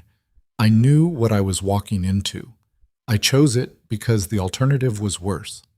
She paused. "I'm not going to pretend it doesn't cost something. It does. But I'm not going to sit here and tell you I'm a victim of it, because I'm not. I'm a woman living in a town that has opinions. I can manage that." "You shouldn't have to manage it alone." "No," she agreed. "That's why I told Nora Fitch to her face exactly where Lily comes from." A pause. "I'm not interested in being defended by other people. I'm interested in being treated fairly, and when I'm not, I intend to say so." He looked at her for a long moment. "Your father really did raise you to fence," he said. Something in her expression shifted, surprised briefly, and then something that was more like being seen than like being complimented. "Yes," she said quietly. "He did." But it was Caleb who first called Evelyn Ma. Not intentionally, not as a decision, the way Silas had thought the word might eventually arrive. It slipped out one afternoon in mid-July, when Caleb was in the barn and had gotten his boot stuck in the deep mud along the back wall where the drainage wasn't right. And he called for help in the automatic way of a child who needs help, which was to call for whatever adult came to mind first. And what came out was, "Ma, my boot's stuck." Evelyn was in the yard. She came, pulled him out of the mud, lost her own footing in the process, caught herself on the barn wall, and ended up sitting down in the straw with mud on her dress and Caleb's boot in her hand, and Caleb sitting beside her looking at her with the expression of a child who has realized what he said and is working out what it means. "Sorry," he said after a moment. "For what?" she said. "For calling you. It came out." "Caleb." She handed him his boot. "You can call me whatever feels right to you. I told you that in March, and I meant it." She paused. "And I need to go change my dress." He looked at the mud on her dress, then at her. Something was moving in his face that was 6 years old and complicated in the way that 6-year-old grief was complicated, and Silas, who had been just out of sight around the barn corner and had heard all of it, did not move or make a sound. "My pa used to pull me out of mud," Caleb said. "I know," Evelyn said. "He wasn't as good at it as you. He always fell down, too." Evelyn looked at him for a moment, and then she put her arm around him and he leaned into her, the way he used to lean into Thomas, and they sat in the straw in the barn with mud on both of them and were quiet for a moment. "Your pa sounds like he was pretty good at most things," she said. "Yeah," Caleb said. "He was." A pause. "Are you staying?" "Yes," she said without any hesitation. "I'm staying." Silas went back around the corner of the barn and occupied himself with the water trough until he heard them both come out and go to the house, and then he stood there with his hand on the trough and looked at the sky for a while. The sky was doing nothing remarkable. It was just the Montana sky, vast and blue and completely indifferent to the small things happening beneath it. He had lived under it his whole life. He had thought he knew what it felt like. He was beginning to understand that he had only known part of it. By August, the garden was producing in earnest, more than the household could use, and Evelyn began selling the surplus at the general store through an arrangement with Pete Harlan that was simple and practical and generated enough to cover a portion of the household expenses that had been weighing on the accounts. This was Evelyn's idea. She had mentioned it to Silas one evening as a practical matter, and he had said yes before she finished explaining it. What neither of them had anticipated was that it would become a small point of contact with the town that operated differently than the general social transactions had operated so far. People bought the vegetables without the social complexity that attached to other interactions. A head of lettuce or a bunch of radishes did not carry the same charge as a conversation at the general store about a woman's origins or her child's parentage. It was commerce. It was simple. And it turned out that people's opinions about Evelyn were somewhat more malleable when they were standing in Pete Harlan's store eating her tomatoes. Clara Harlan said as much, one morning in late August when Evelyn was dropping off a basket. "Dolores Webb tried your squash last week and told me it was the best she'd had in years. I thought you should know." "That's kind of her," Evelyn said. "She'd probably tell you herself if she ran into you, but she's not going to go out of her way," Clara said, with the directness of a woman who had given up on diplomatic language sometime around her 40th birthday. "That's just how Dolores is. But she thinks it." "Good squash doesn't require appreciation," Evelyn said, which Clara Harlan apparently found very funny, because she laughed in a way that indicated she was not expecting it. It was not a transformation. The town was not transformed. Eleanor Whitmore was not softened by good produce, and Nora Fitch continued to make the kind of comments that floated through Red Ridge and arrived at the ranch secondhand. But there were gradations. There were people in the town who were revising their opinion of Evelyn based on the accumulation of small evidence, and the town itself was beginning to seem slightly less unified in its skepticism than it had in March. Silas noticed this. He did not say much about it, but he noticed. The last evening of August, Silas came to the kitchen after the children were in bed to find Evelyn at the table, not working, just sitting with her hands around a cup of tea that had probably gone cold. She was looking at the wall the way she sometimes looked at walls when she was thinking something she had not decided whether to say. He poured himself coffee and sat down across from her. After a while she said, "Do you think it'll get better?" "The town?" All of it. She looked at the table. I'm not saying this to worry you. I've been doing the arithmetic of how long it takes for a place to stop looking at you like you're something that arrived uninvited. Depended on the person who arrived, he said. That's not entirely reassuring. No. He turned his mug in his hands. Redridge took 2 years to stop looking at Thomas funny after he bought that equipment I told you about. It took them 4 years to forgive Jonas Webb for being right about the Henderson boy's leg when everyone else thought Jonas was wrong. He looked at her. They're slow, but they do get there, most of them. Most of them, she said. Some of them never do, but most of them do. She was quiet for a moment. Lily had a good day today, she said. She and Caleb built something in the yard out of sticks and rope that I cannot identify. She talked about it for 30 minutes at supper. I know, he said. I heard. She was laughing, Evelyn said, properly, not the polite kind. He had heard that too. It was a different sound than the polite kind, looser, less controlled, the laugh of a child who had forgotten to manage herself for a moment. It had come through the kitchen window while he was working on the step outside, and he had stopped what he was doing and just listened to it. She's finding her feet, he said, which was what Evelyn had said about her back in March in the kitchen at dawn. Evelyn looked at him. Something in her face was doing the thing it sometimes did in these kitchen conversations, opening slightly, the composure that she wore during the day becoming less complete in the evenings, in the way that things became less defended when the work was done and the audience was small. Yes, she said. She is.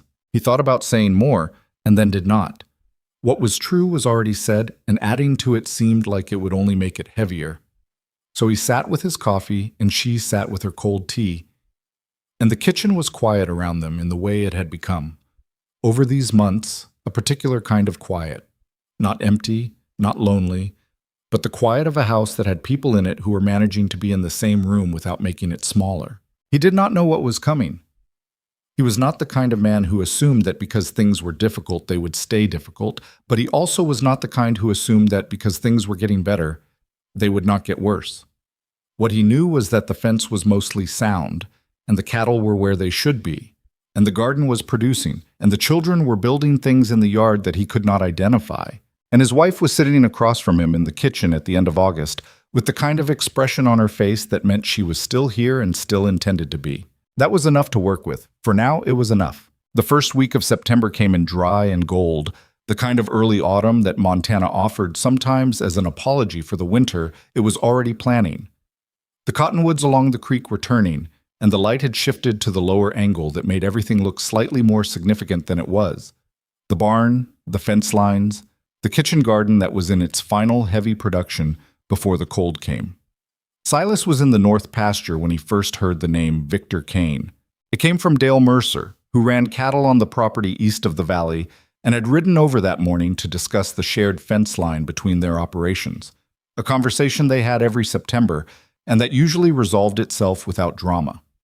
But Dale had arrived with something else on his mind alongside the fence, and he got to it the way men like Dale always got to things they were uncertain about, circling it first, talking about other matters, and then arriving at it sideways.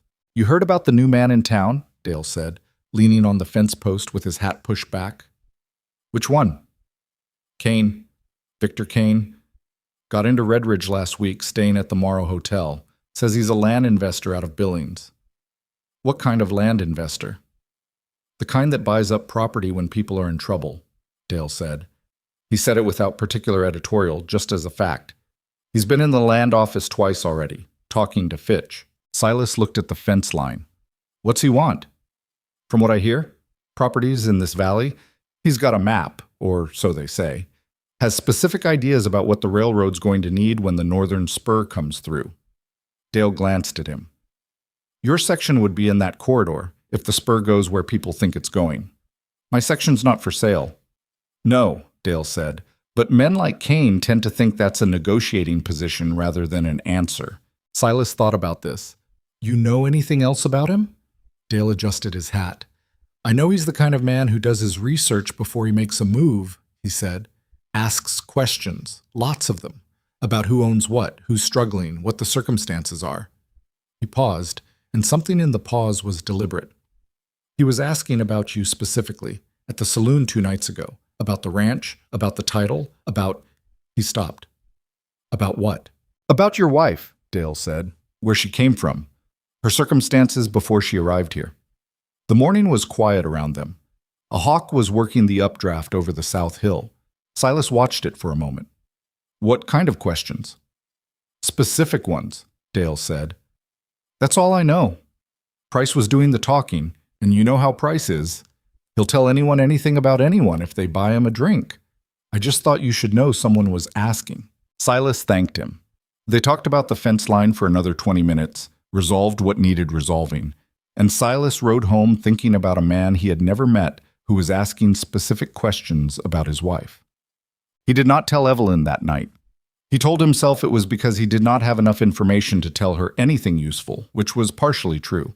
But the other part, the part he was less comfortable with, was that he was not sure how she would react, and he was not sure he was ready to find out. What he did instead was ride into Red Ridge the following afternoon on the pretext of picking up a part for the broken cultivator, and he stopped at Pete Harlan's feed store and asked, as casually as he could manage, whether Pete had run across a man named Victor Cain.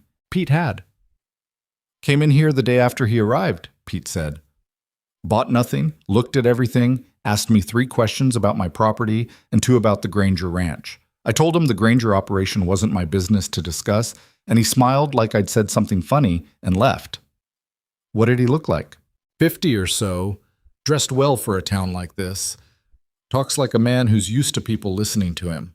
Pete leaned on the counter. Silas, he was in here with Roland Price. Price was doing that thing he does where he's trying to be useful to somebody with money. You know what that means. Silas knew what that meant. He left the feed store and stood on the porch for a moment and looked down the main street of Red Ridge. At the far end, outside the Morrow Hotel, a man was standing in conversation with Nora Fitch's husband, Gerald. The man was well dressed, as Pete had said, and he had the particular stillness of someone who was comfortable being watched.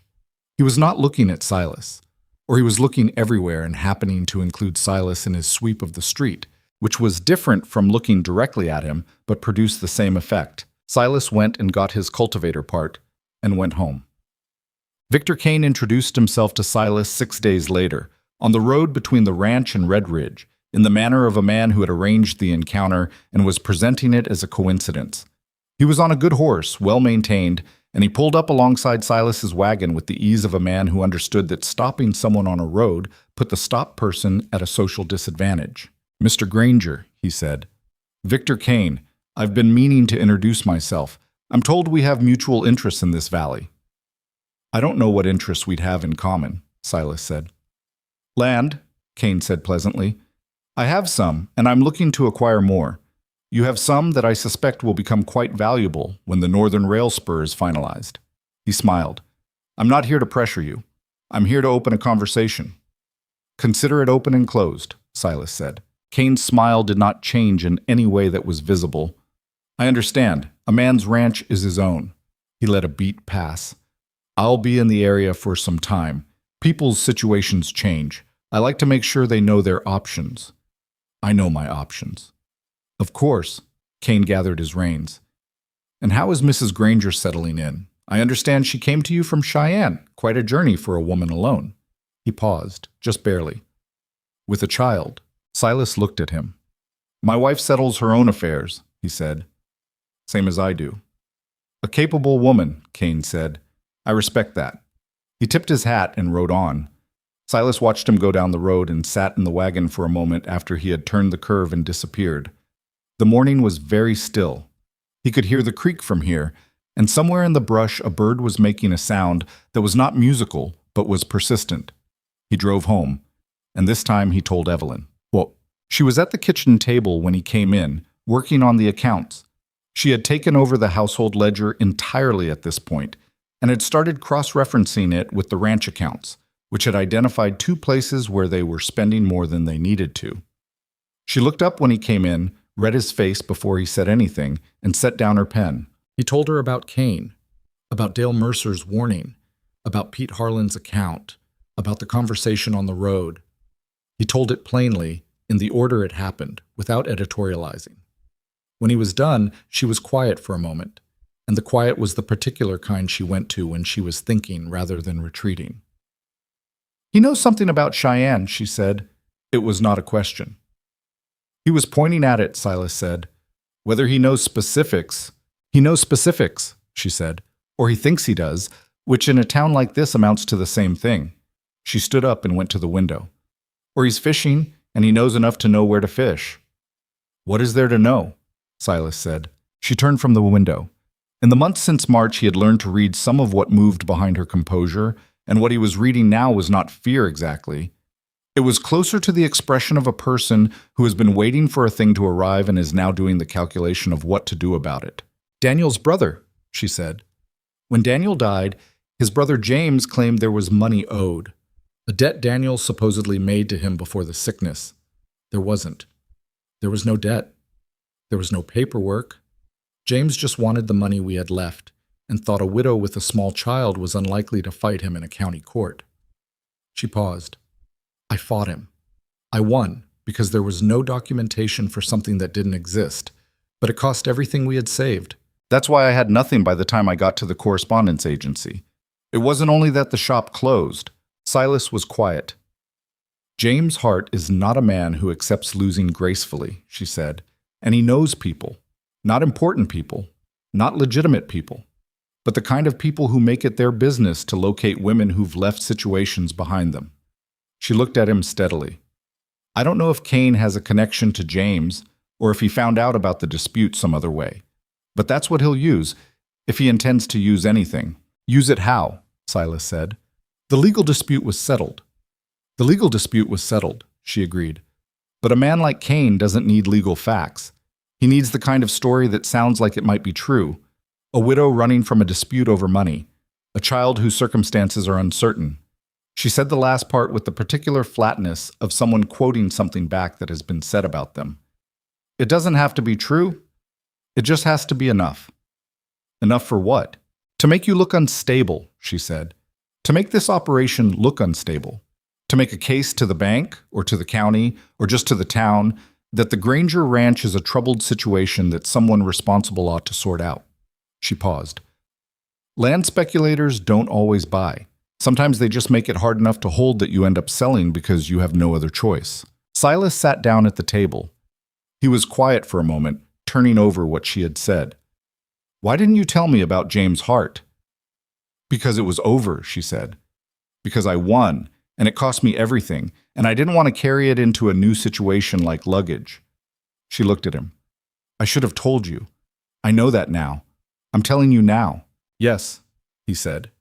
He was not angry, exactly. He was not sure what he was. Something that had several parts. "Is there anything else I should know?" She sat back down across from him. "No," she said. "That's all of it. There's nothing else." He believed her. The evidence of the months they had lived together was that she did not lie. She just sometimes withheld, and that those were different things, but both of them had costs.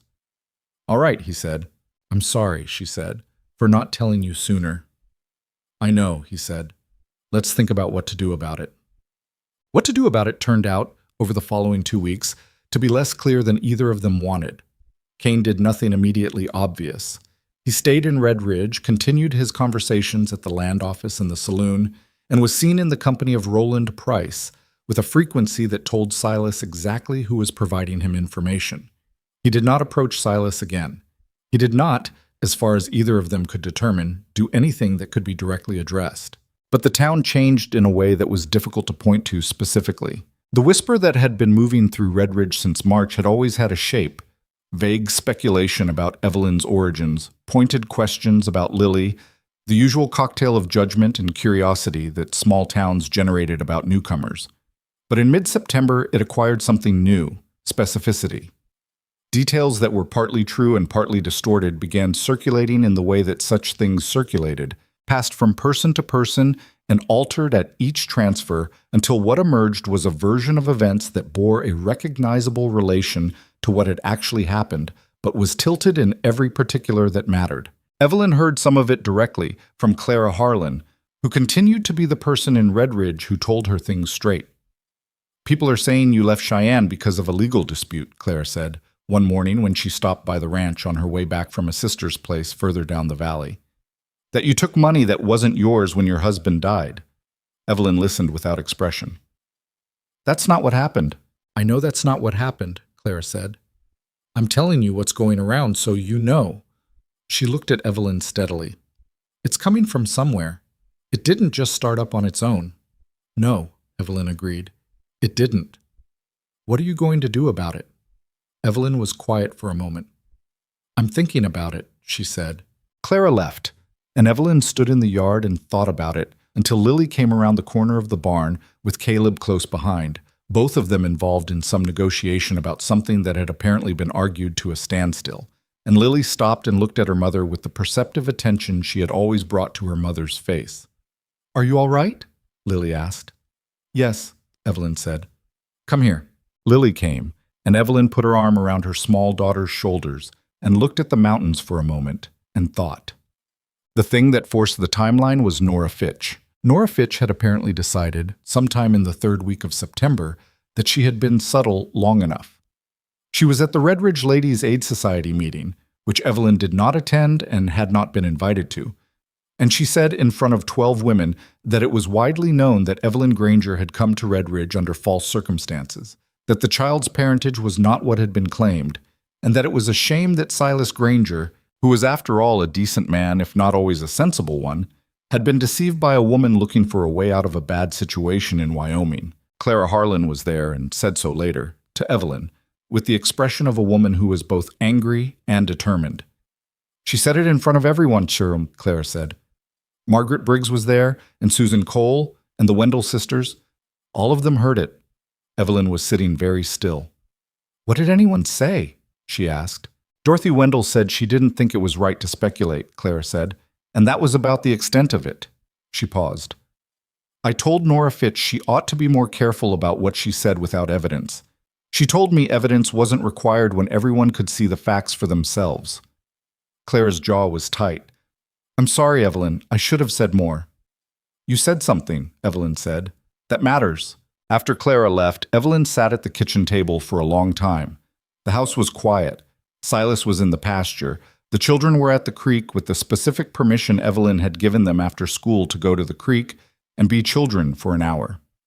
The kitchen was warm and ordinary and smelled like the bread she had made that morning. She thought about Cheyenne, about James Hart's face in the county court, certain he was going to win and then not winning, and the way his expression had gone from contempt to something colder and more patient. She thought about the shop closing and the money gone and the choice between staying somewhere that already had her categorized and leaving for somewhere new. She thought about the correspondence notice she had read 3 times before she answered it, trying to decide if she was making a reasonable decision or a desperate one. She thought about Lily saying, "Are you all right in the yard?" She made a decision. She did not tell Silas what she was planning until the evening before, because she knew he would argue with it, and she needed one night to be certain she was right before she heard his arguments. When she told him, he was quiet for longer than usual. You want to go to the town meeting, he said. There's a regular meeting on Thursday. Most of the town attends. I want to go, and I want to say my piece directly, to everyone, rather than letting whatever Cain is spreading go on spreading unchallenged. Evelyn, Silas, let me finish. She looked at him. I know what you're going to say. You're going to say it could make things worse, that people who've already made up their minds won't be changed by what I say, that Cain will use it somehow. She paused. All of that might be true, but what is definitely true is that right now, Nora Fitch is saying things about my daughter in front of 12 women in this town, and those women are going home and telling their husbands and their neighbors, and by the time spring comes, there will not be a person in this valley who hasn't heard a version of my life that is wrong in every way that matters. She stopped. I am not going to sit here and let that happen. Not to me, not to Lily. He was quiet again. Then, what do you want me to do? Come with me, she said. Not to speak for me. Just come. I'll come, he said without hesitation. Thursday was cool, the kind of clear September evening that Red Ridge got when the weather was behaving, and the town hall was full in the way it only got when people expected something worth attending. Silas could feel, from the moment they walked in, that the news of Evelyn's intention to speak had preceded her. There was a quality to the room's attention as they entered, a particular stillness that told him people had come specifically to see this. Evelyn had dressed carefully. Not in her best, she did not have a best exactly, not in the way some of the women in the room had a best. But she had put on the dress she wore for significant occasions, the dark blue one with the clean collar, and she had done her hair properly, and she walked in with the posture of a woman who had decided that this room did not own her. The regular business of the meeting, fence, ordinances, a dispute over a water right on the Hendersons' property, a discussion about the school schedule, took 40 minutes that Silas spent watching the room rather than listening. Cain was not present. That surprised him briefly and then did not, because a man like Cain would not want his fingerprints on what was about to happen. Roland Price was there, in the back, with the expression of a man watching a sporting event he had wagered on. Nora Fitch sat 3 rows from the front and did not look at Evelyn. When the chairman, Bob Alderman, asked if there was any other business, Evelyn stood up. The room went very quiet. "I'd like to say something," she said. Her voice was steady and clear and carried without effort in the silent room. "If the town will allow it." Alderman looked around the room with the expression of a man who understood that he did not actually have a choice here and said, "Go ahead, Mrs. Granger." She stood with her hands at her sides, not clutching anything, not holding notes. "I know what's been said about me," she said, "about where I come from and why I left and what the circumstances of my daughter are. I've heard it secondhand, and I've heard it almost directly, and I've spent the better part of 6 months deciding whether to say anything about it." She paused. "I've decided to say something, not because I owe this town an explanation. I don't believe I do, but because some of what is being said involves my daughter, and my daughter is 4 years old, and she doesn't have the ability to answer for herself, so I will answer for her."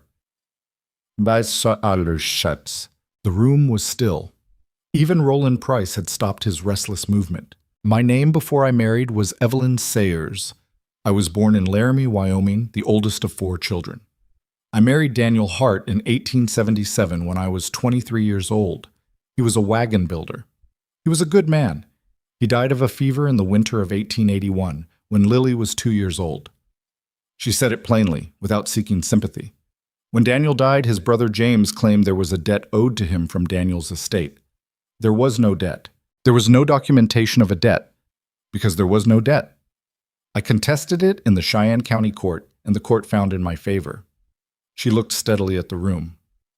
"The legal contest cost me every dollar I had, not because I lost, but because being right is expensive, and I was a widow with a 2-year-old and no family in the area and no money to spare." She stopped. Let the room sit with that for a moment. "After the shop where I worked as a seamstress closed, I made the decision to respond to a correspondence notice. I wrote to Silas Granger and I told him the truth about my situation, including the fact that I had a daughter. He answered my letter. I came here. And everything I have told this town about who I am and where I came from is the same as what I have just told you." She looked at the front row. She looked at Nora Fitch, directly and without expression. "I don't know who has been suggesting otherwise," she said. "I have my suspicions. But I want to say clearly to everyone in this room that my daughter Lily is Daniel Hart's child, born in a proper bed in Cheyenne in the summer of 1879, and she is the most decent and serious-minded 4-year-old I have ever known, and I will not sit quietly in my house while this town assigns her a story she was never part of." She paused. "That's all I wanted to say. Thank you for listening." She sat down. The room was silent for a moment that stretched past comfortable. Then Bob Alderman cleared his throat and said, "Thank you, Mrs. Granger," in a tone that conveyed more than just the words. Silas was sitting beside her, and he did not touch her arm or say anything, because she did not need him to do anything. He had come to come, and he had come. He sat beside her in the quiet room and let her have what she had just done. In the back row, Roland Price was no longer watching with the expression of a man watching a sporting event. He looked, Silas thought, like a man who had bet on the wrong side and was only now understanding it. Nora Fitch was looking at her hands. They drove home in the dark, and the children were asleep in the wagon bed, and the road was silvered with moonlight in the gaps between the clouds. Evelyn sat beside him on the board and did not speak for a long time, and he did not push. Eventually she said, "That was harder than I thought it would be."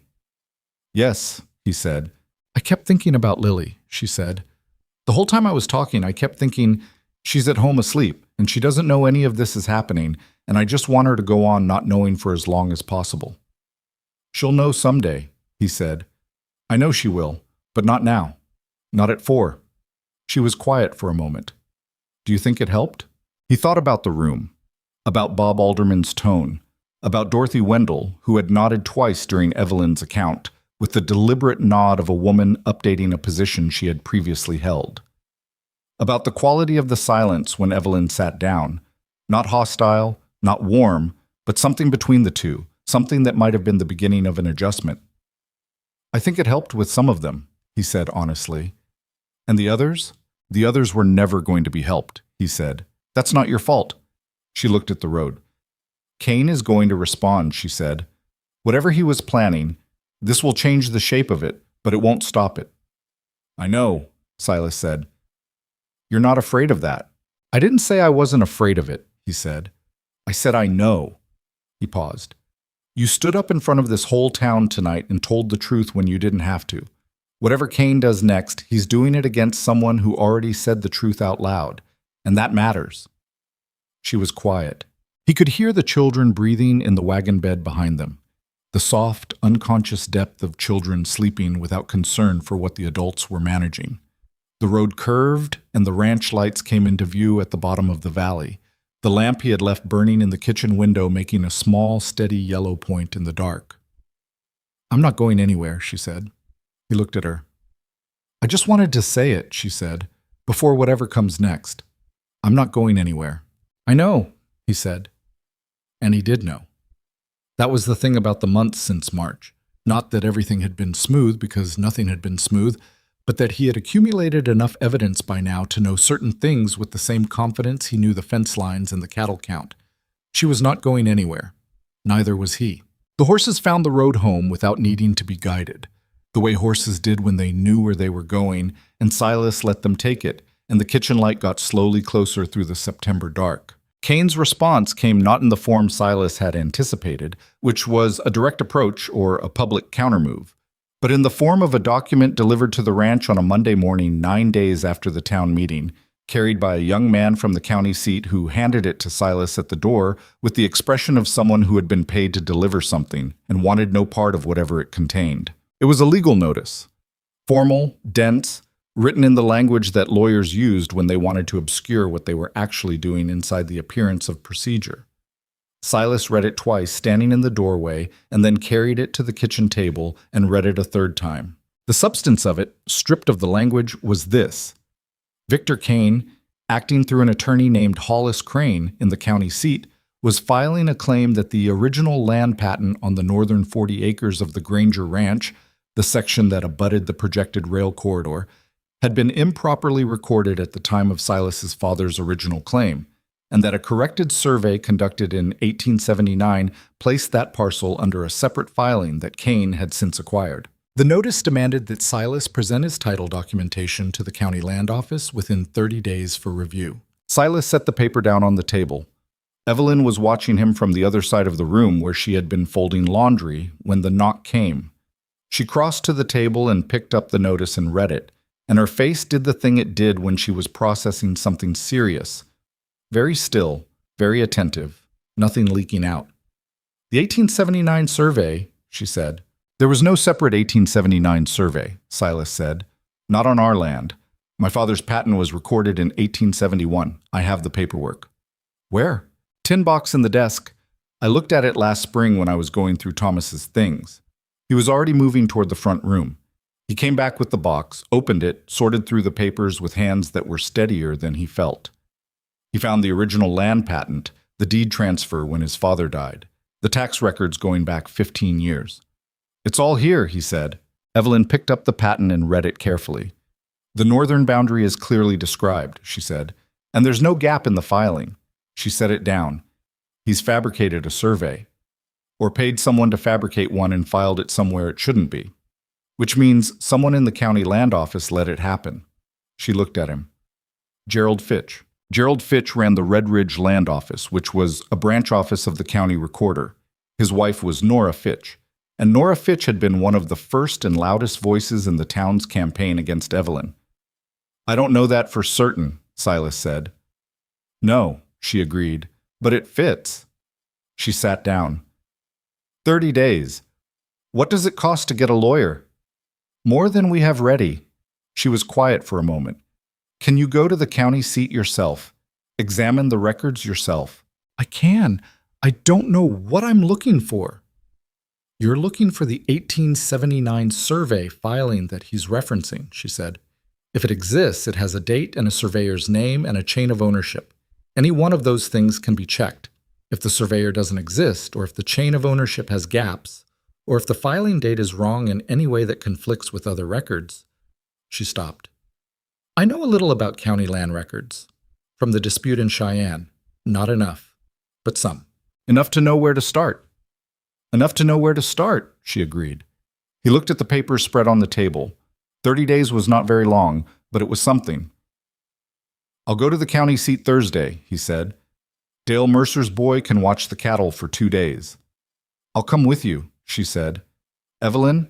"I'll come with you," she said again, with the quiet finality that he had learned in the months since March, meant the conversation about weather was finished. 2 sets of eyes are better than one, and I'm not going to sit here for 2 days worrying. They left Thursday morning before the children were awake, with Clara Harlan installed at the ranch to manage the household and young Tommy Mercer in charge of the cattle. The drive to the county seat took most of the day, and they arrived in the late afternoon at a town twice the size of Red Ridge, with a proper courthouse and a land office that was open until 5. They checked into a boarding house that was clean and cheap and smelled like its previous occupants, and the following morning they were at the land office when it opened. The county recorder's office was staffed by a man named Albert Moss, who was 50-something and had the particular quality of a man who had worked with documents his entire life and trusted them more than he trusted people.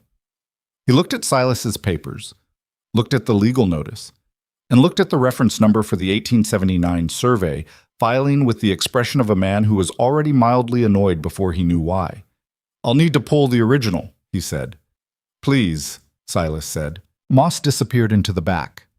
Evelyn and Silas stood at the counter and waited. Through the window, the town went about its morning in the particular unhurried way of county seat mornings. Moss came back with a ledger and a folder. He opened both on the counter and looked at them for a moment, and then he looked at Silas with an expression that was carefully professional. "The filing exists," he said. "It was submitted in April of this year." April. Silas looked at Evelyn. She was already looking at the ledger. "May I see the surveyor's name?" she asked Moss. Moss turned the ledger. The surveyor listed was a man named R. Clement, with an address in Billings. "And the chain of ownership on the parcel?" Evelyn said. Moss opened the folder. The parcel had been acquired, according to the filing, from the estate of a Silas Granger, listed as deceased in March of 1882. Silas felt the particular cold clarity of understanding something that was both obvious and outrageous. "I'm not deceased," he said. "No," Moss said, looking at him. "You do not appear to be." "The filing says I died in March of 1882, Silas said. "I did not die in March of 1882. I was alive in March of 1882, and I remain alive now. My brother Thomas died in February of 1883. This filing has us confused, or someone has deliberately misrepresented my status to manufacture a fraudulent estate transfer." Moss looked at the document for a long moment. He looked at Silas's land patent, which Silas had laid on the counter. He looked at the filing again. "Mr. Granger," he said, "do you have documentation of your brother's death? His name and date?"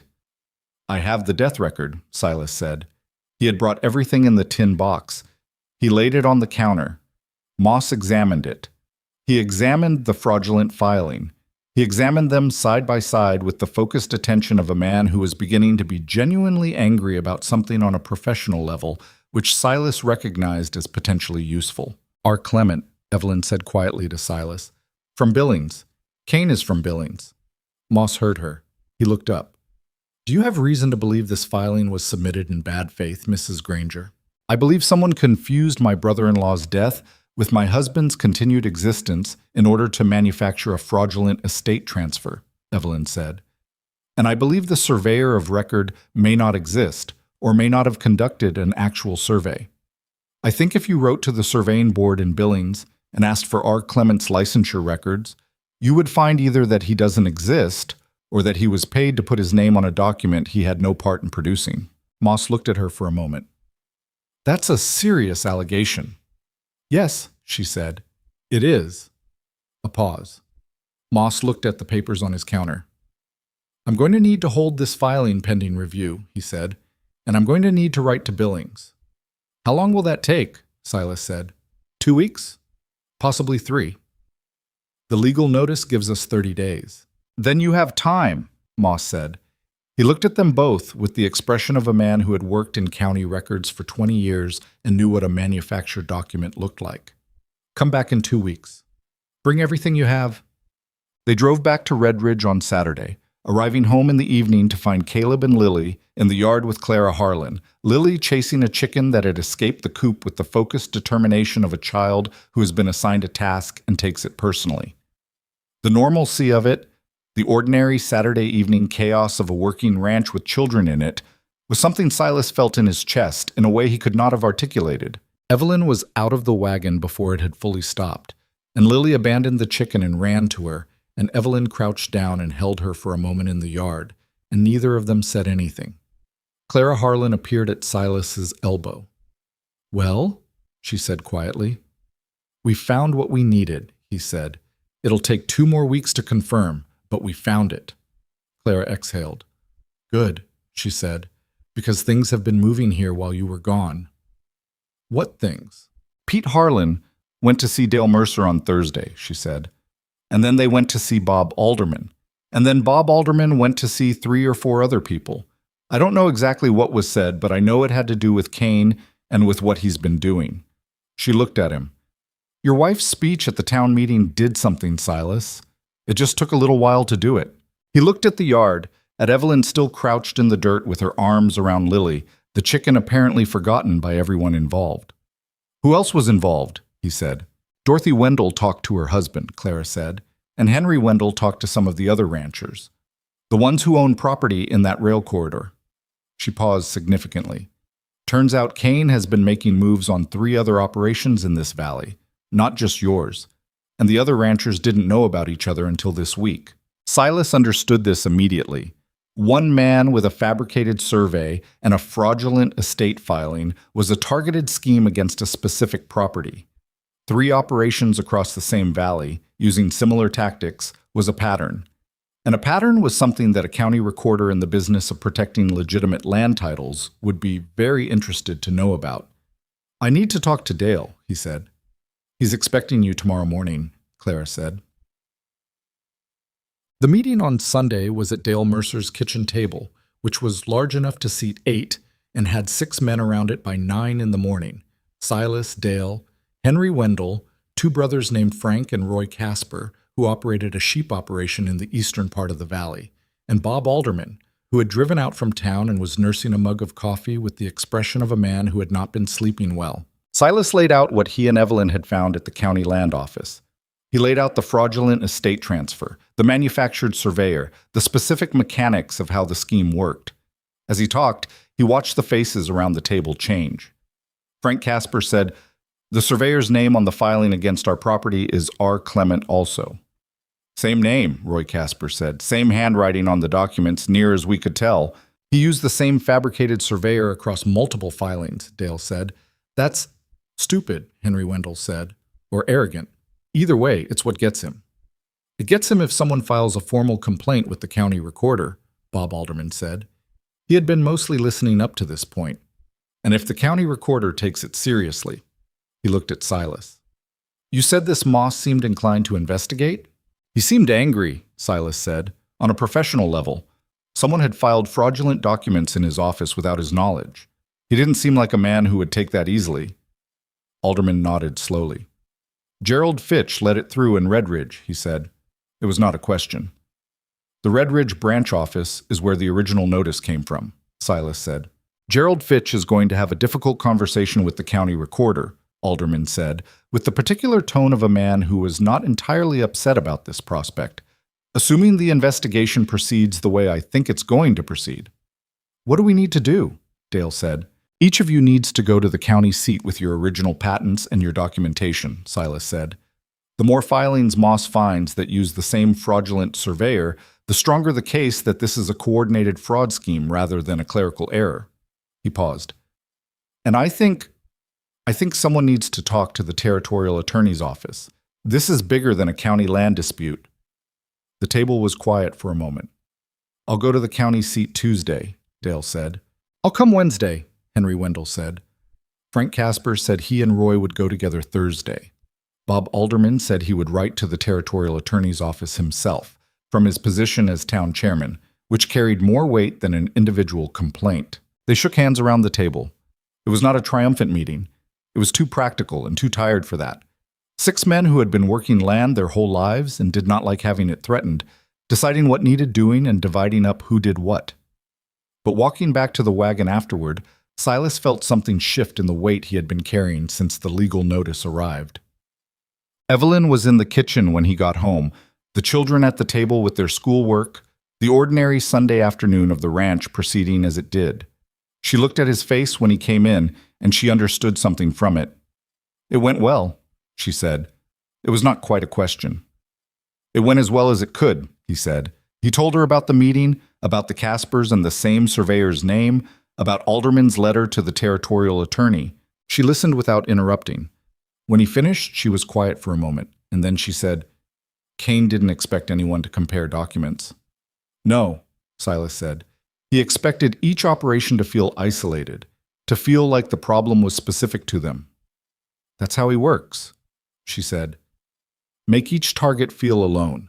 Make it seem like fighting is too costly and accepting the loss is the only realistic option." She paused. "It works when people don't talk to each other." "Red Ridge is a small town," Silas said. "People talk to each other." Something moved in her face. "Yes," she said. "They do." Caleb looked up from his arithmetic. "Are we going to lose the ranch?" he asked, with the directness of a child who has been trying to understand what the adults are worried about and has decided to ask directly. Silas looked at him. "No," he said. "You sound sure." "I am sure," Silas said, and he found saying it that he was. Caleb went back to his arithmetic. Lily was watching from across the table with her pencil suspended over her paper, and when she saw that Silas had said what he said and meant it, she went back to her letters, and the kitchen was ordinary again, and Silas stood in it for a moment and let it be ordinary. The 2 weeks that followed were not quiet, but they were productive in the specific way that things became productive when the problem had a clear shape, and the steps were knowable, even if they were difficult. Silas went back to the county seat with every document he owned. Albert Moss had, in the intervening 2 weeks, written to Billings and received a response that confirmed, with the particular economy of bureaucratic language, that no surveyor named R. Clement held a current or historical license with the Territorial Surveying Board. He had also, apparently, begun pulling every filing that referenced the same surveyor's name, and by the time Silas arrived for the second visit, Moss had a stack of documents on his desk and the expression of a man who had found something considerably worse than he was looking for. 7 filings, Moss said. 7 properties in 3 valleys, all referencing the same non-existent surveyor, all transferred through what are claimed to be estate proceedings. And in 4 of the 7 cases, the supposed deceased is demonstrably alive. He looked at Silas with controlled professional fury. "Mr. Granger, I have already contacted the Territorial Attorney's Office. I want you to know that this office takes the integrity of land records seriously, and what has been filed here is not something I am going to allow to stand." "I appreciate that," Silas said. "I will also be conducting a review of how these documents were accepted through the branch office in Red Ridge," Moss said, with the careful tone of a man who was saying something formal and meaning something considerably sharper. "Filings of this nature require review at the branch level before they are forwarded to this office. They should not have passed that review." "No," Silas said, "they shouldn't have." Moss scheduled a formal hearing at the county seat for the following month. In the meantime, he issued a stay on all proceedings related to the 7 contested properties, which meant Cain's legal notices were suspended pending investigation. Silas drove home and told Evelyn, and she sat at the kitchen table and looked at the ledger for a long moment and then looked at him. "It's not over," she said. "No. The hearing is next month. Cain will have lawyers. We need a lawyer. Bob Alderman knows someone at the county seat. He said he'd make an introduction." She nodded. She turned back to the ledger, and he could see her running the numbers in her head. What they had, what a lawyer would cost, what the margin was. He had been running the same numbers. "It's going to be tight," she said. "Yes. But we can manage it." "We can manage it," he said. She closed the ledger. "All right," she said. "Then we manage it." Cain left Red Ridge on a Tuesday in early October, quietly and without announcement, which Silas heard about from Pete Harlan the following day. "Checked out of the Morrow Hotel Monday night," Pete said. "Didn't say where he was going. Roland Price is telling people he just finished his business here and moved on, but Price doesn't look like a man whose business finished the way he hoped." "Good," Silas said. "Gerald Fitch is on leave from the land office," Pete added, with the particular neutral tone of someone reporting a fact without editorializing about it. "County sent someone down to review the branch records. Gerald's wife is not speaking to anyone." Silas considered whether to feel sorry for Nora Fitch and found that he could not quite manage it, though he recognized that was not the most generous position. Cain's departure did not resolve the legal situation. The hearing was still scheduled, the documents still needed to be formally invalidated, the process was still ongoing. But the removal of Cain from Red Ridge had the effect that many removals had. It let the air back into the room. The particular atmospheric pressure that had built over the summer and the early autumn, the weight of his presence in the saloon, at the land office, in the conversations that filtered back to the ranch through Clara Harlan and Pete Harlan and all the other channels of a small town, lifted. It was not immediate and it was not clean, but it lifted. What happened in Red Ridge over the following weeks was the slow, imperfect, unglamorous process of a community revising itself. It did not happen because of a single event or a dramatic moment.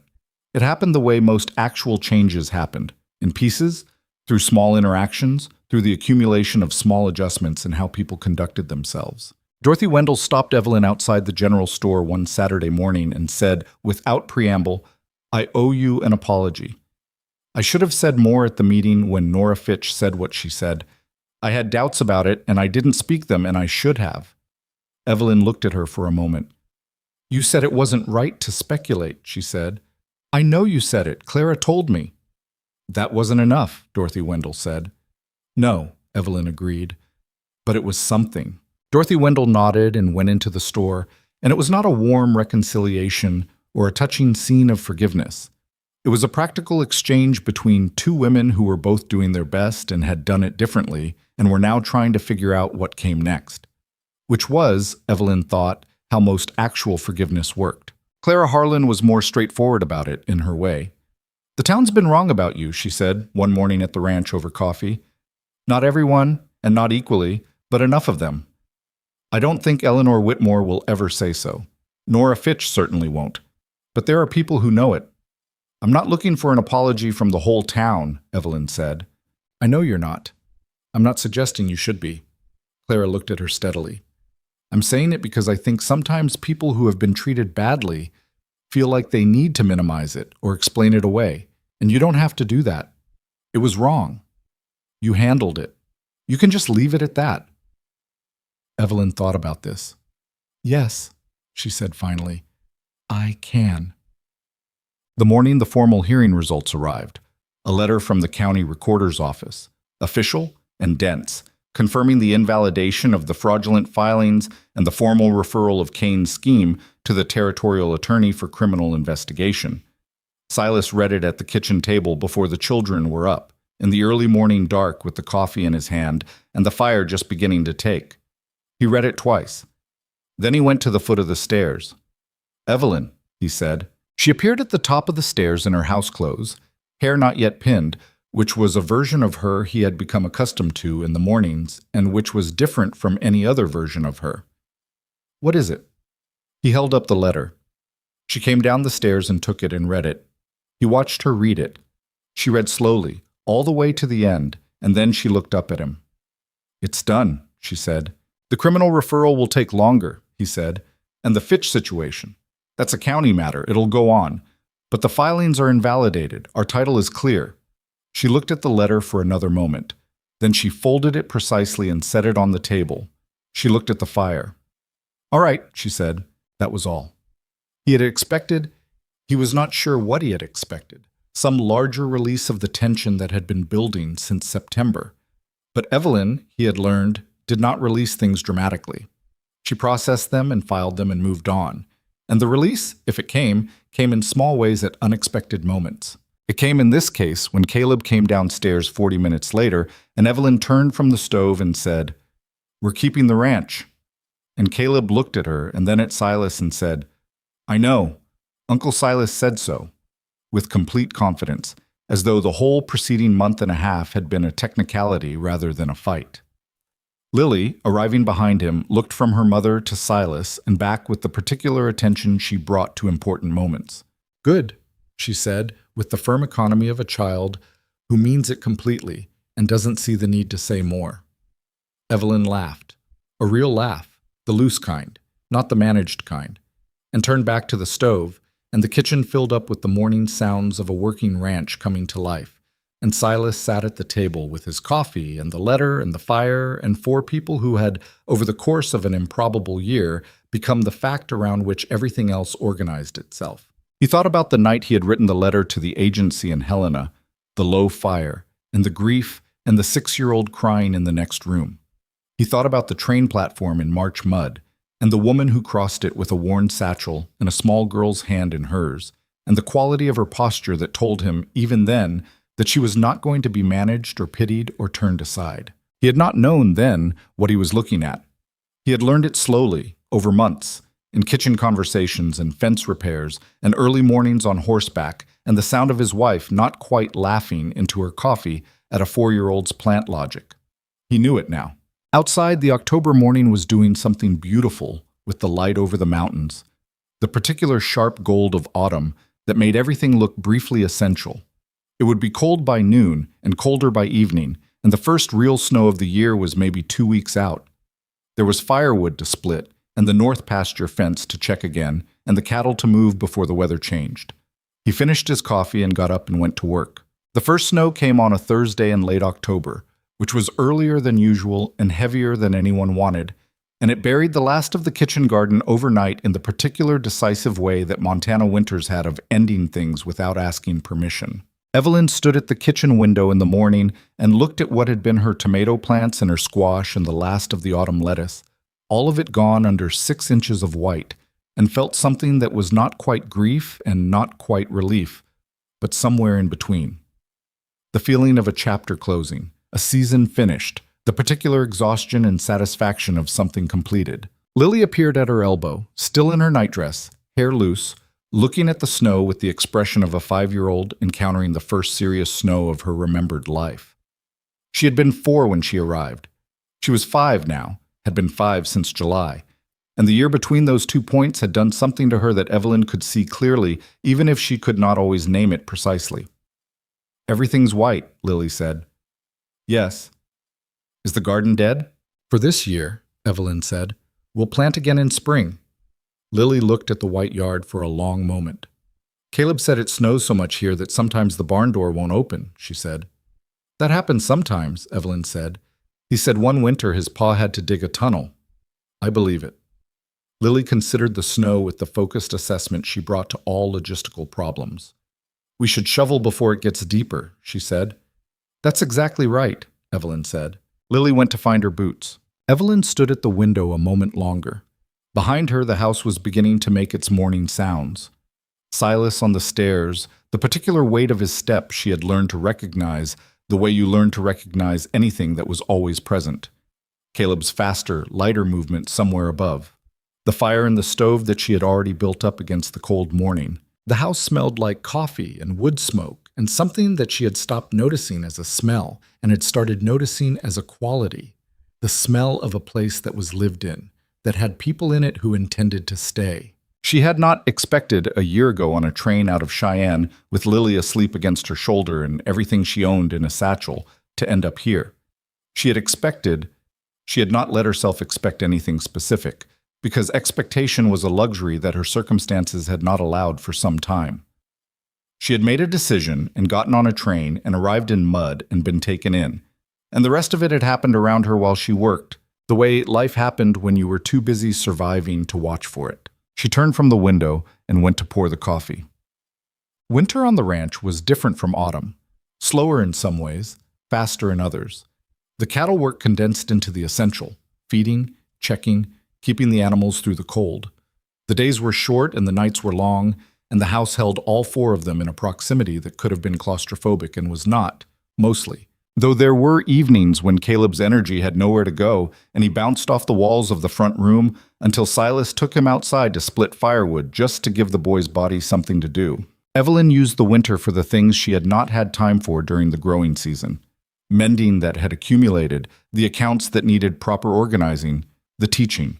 She had started Lily on letters in the summer, and Lily had taken to them with the same focused intensity she brought to everything that interested her. By November, she was reading Simple Words, which was ahead of where most 5-year-olds were, and Evelyn taught her at the kitchen table in the mornings while Caleb was at school, and there was something in those morning hours. The two of them at the table with the snow outside and the fire going, and Lily's finger tracing letters with the concentration of someone doing something that matters. That Evelyn stored up carefully, the way you stored up things that you knew were going to be important to remember. Caleb came home from school one afternoon in December with a paper in his hand and the expression of a child who has something to show but is managing his expectations about how it will be received. "Miss Alderman gave me this," he said, setting it on the kitchen table. It was a composition exercise. The assignment had been to write a paragraph about family. Caleb's paragraph, in the unsteady handwriting of a 7-year-old who was better at talking than writing, said, "My family is me and my Uncle Silas and Evelyn and Lily. Evelyn makes good food and she fixed the south fence. Lily is my cousin and she talks more now than when she first came. Uncle Silas is the one who is in charge, but Evelyn is also in charge. I like having a family that has more people in it than before." Evelyn read it twice. She set it down on the table carefully. "This is very good," she said. "Miss Alderman said my handwriting needs work," Caleb said. "Your handwriting does need work," Evelyn agreed, "but the content is excellent." Caleb seemed satisfied with this assessment. He took a piece of bread from the counter and went to find something else to do, in the easy way of a child who has done what he came to do and considers the matter settled. Evelyn left the composition on the kitchen table. When Silas came in from the barn that evening, she watched him see it, pick it up, read it. His face did the thing it did sometimes when something caught him off guard.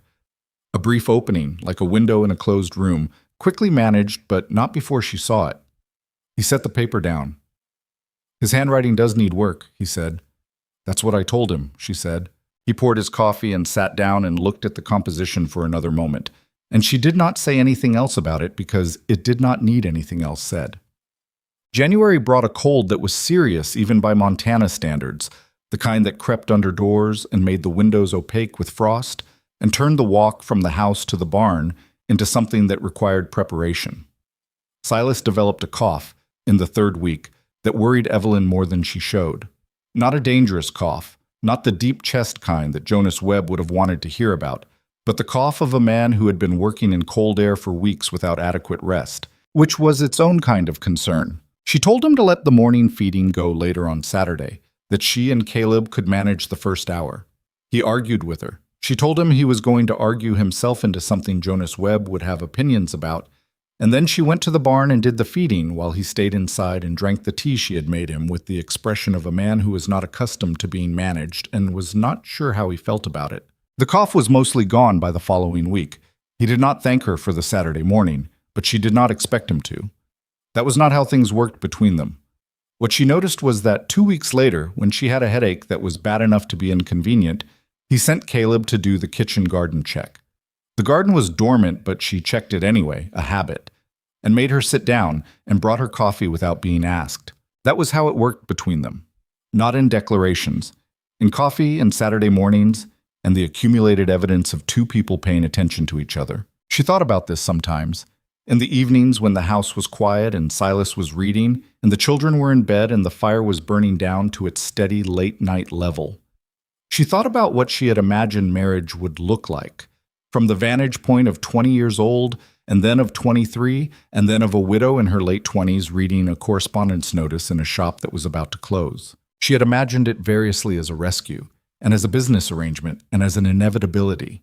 She had not imagined it as this, as something that was built incrementally, out of fence repairs and kitchen conversations, and the small adjustments two people made to each other over time, like water and stone working on each other, neither one dominant, both changed. It was not a romantic notion. She had not arrived at it romantically. She had arrived at it the way she arrived at most true things, through the front door, with full knowledge of the cost. The Cain affair concluded the following spring, not with drama, but with the particular anticlimax of legal process reaching its end. A letter arrived from the territorial attorney's office in April confirming that Victor Cain had been formally charged with land fraud in connection with 7 separate false filings across 3 counties.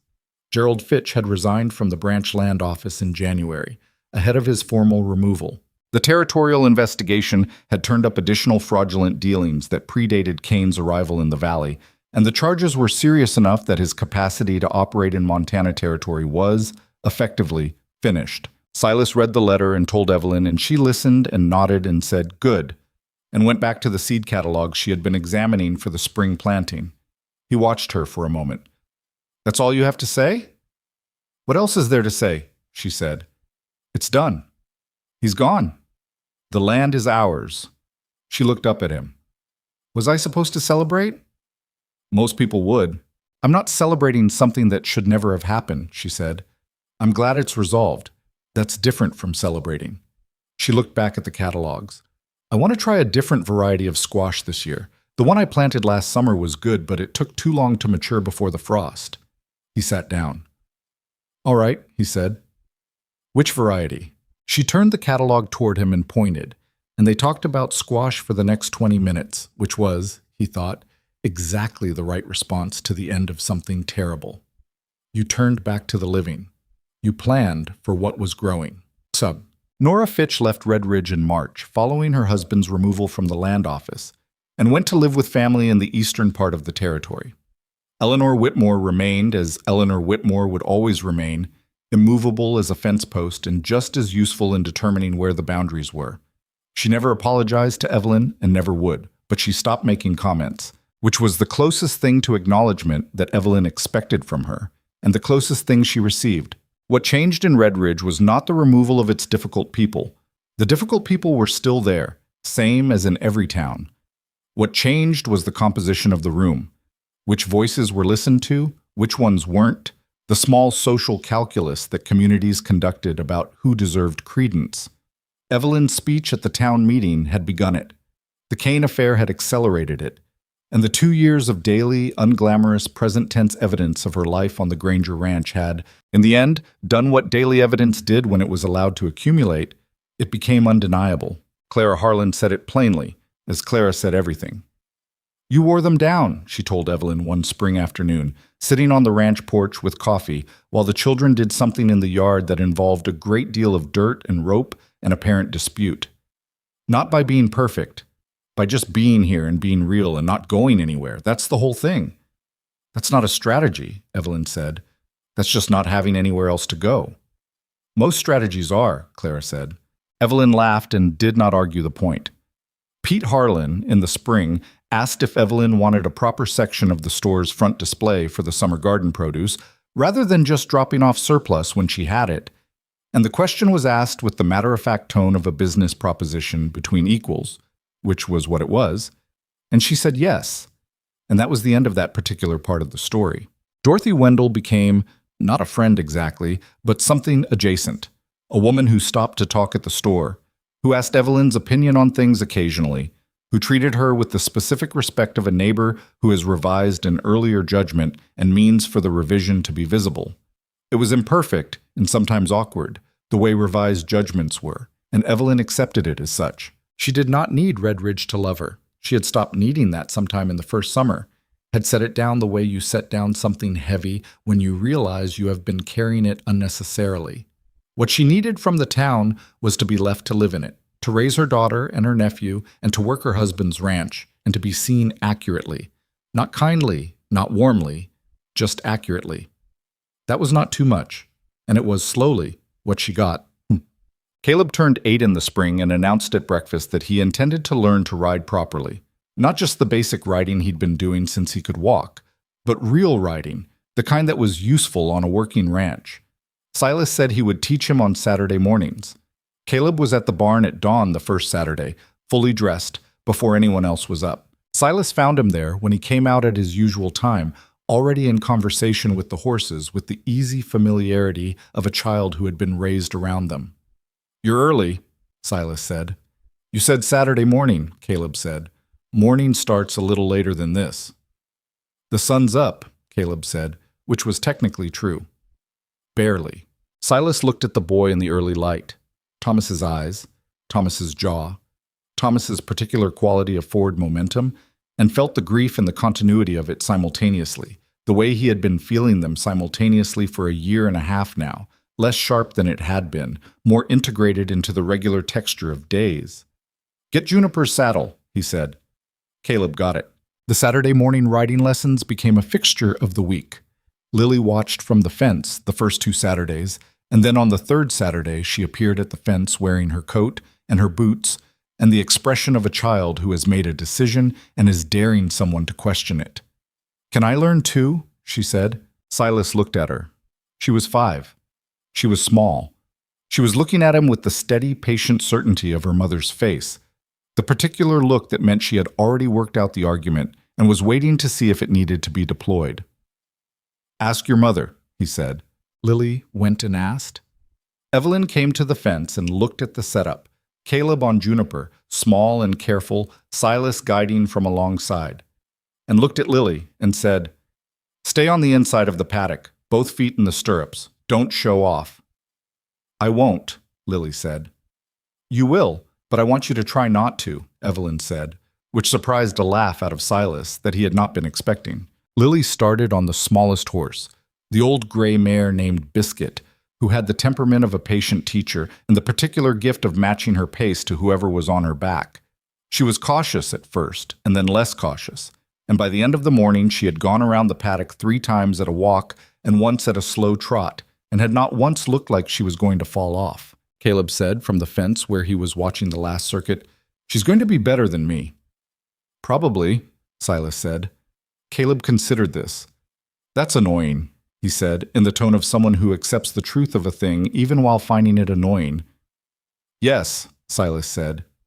"It is." August. Summer came in hot and certain, and the garden went in again in late May with the different squash variety Evelyn had selected from the catalog, and the additional row of beans that Lily had asked for specifically and had apparently been thinking about since February. The children were in the garden with some frequency now, enough to have developed actual opinions about it. Lily invested in her beans with the seriousness of someone managing an enterprise. Caleb more interested in the tomatoes, which he ate directly from the plant, with a frequency that reduced the household supply but produced no guilt whatsoever. The ranch was in better condition than it had been in years. The winter had been survived cleanly, the spring calving had gone well. 2 new fence sections had been put in that would hold for a decade.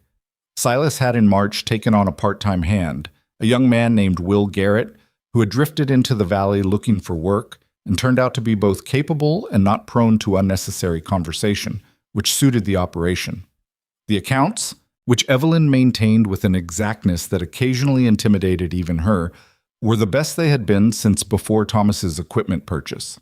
Not prosperous, but solid, the kind of solid that meant you could plan for next year rather than just surviving into it. One evening in July, after supper, after Will Garrett had gone home to his own small rooms in Red Ridge, after the dishes were done and the children were supposedly in bed, Caleb was asleep within 5 minutes of lying down.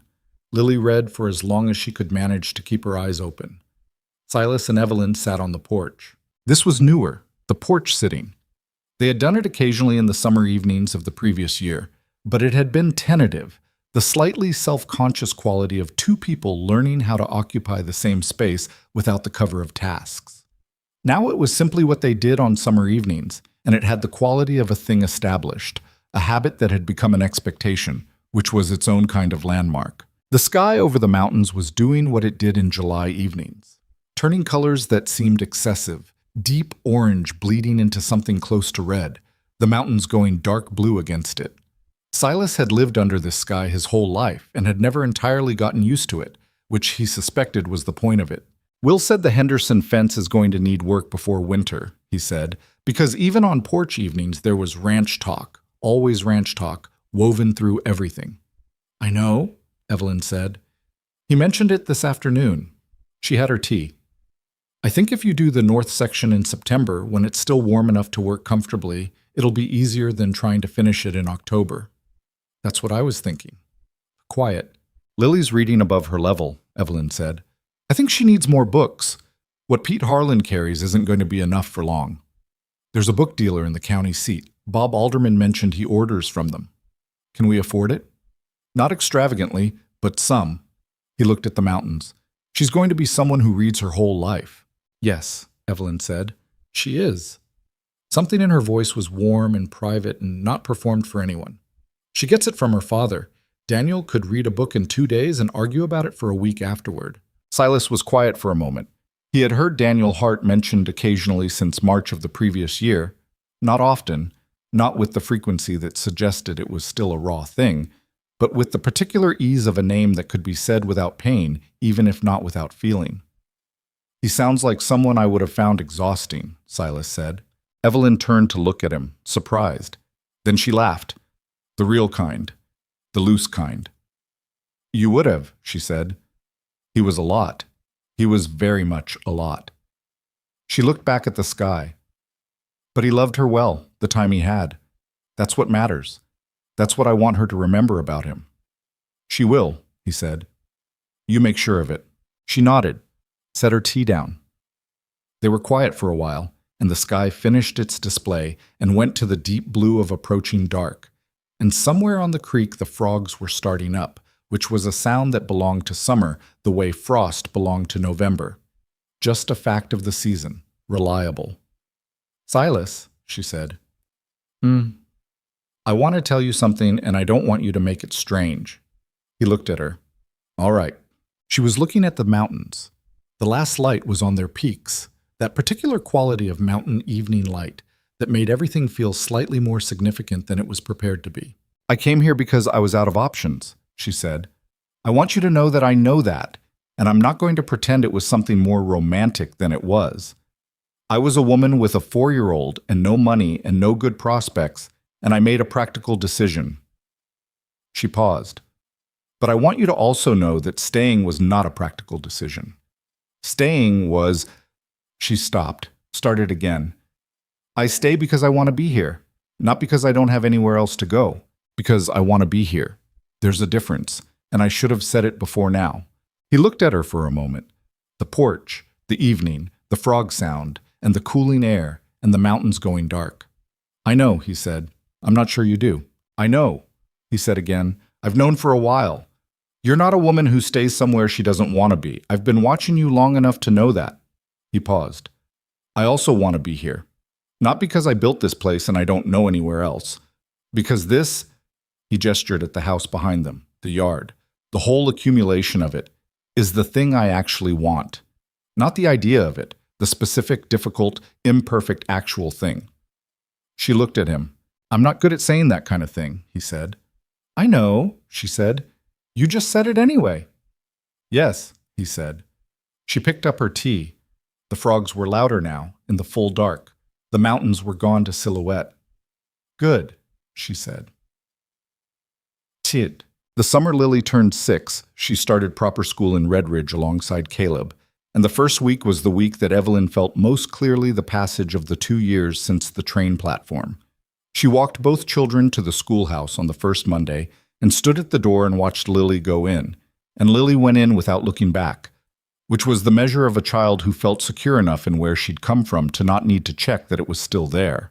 Miss Alderman, Bob Alderman's youngest daughter, who had taken over the Red Ridge School the previous year, stopped Evelyn after the first week to say that Lily was the strongest reader in her age group and possibly in the room, and that she was curious and exact in her questions, and had strong opinions about things she had read, which was sometimes inconvenient during lessons but was a quality worth cultivating. Evelyn listened to this and thanked her and walked home and stood in the kitchen for a moment before she started the morning work. Just stood there, which she did not do often. She thought about Cheyenne, about the seamstress shop and the county court and the money that disappeared into being right about something. She thought about the train and the mud and the crow in the yard and the barn in the first week and Caleb asking, "Are you our ma now?" and Silas bringing her the satchel. She thought about the town meeting and Cain's legal notice and the winter and the fence and the long accumulation of ordinary days that turned out, when you looked back at them, to have been the whole thing. There was a version of this story she could have told herself that made it about what she had overcome. The poverty, the loss, the fraud, the town's judgment. That version was true as far as it went. But it was not the whole truth. The whole truth was that what she had built here had not been built against those things.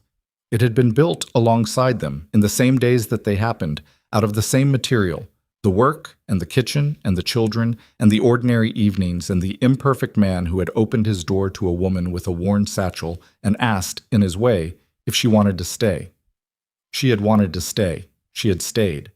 That was, in the end, the whole story. On a Sunday evening in September, when Lily had been in school for 3 weeks and was already bringing home books that she read at the kitchen table with the concentrated devotion of someone who has found something they intend to do their whole life, and Caleb was outside with Will Garrett doing something to the paddock fence that seemed to involve more argument than labor, and the supper things were cleared and the evening was soft and gold through the windows, Lily looked up from her book and said, without particular preamble, "Pa." Silas was at the table with the accounts. He looked up. Lily was looking at him, not at the book. Her expression was the serious, direct expression she had always had. The taking stock expression that she had, over 2.5 years, grown into more fully, so that it looked less like caution now, and more like the thing it had always been, clear-eyed attention to what was actually there. "Pa," she said again, trying it out. He was very still. She appeared to be checking something, his face, his response, whether this was a word that would be accepted or refused. He understood that she was 6, that she was doing something deliberate, that it had cost her something to say it, and that whatever he said next mattered. "Yes," he said. His voice was not entirely steady.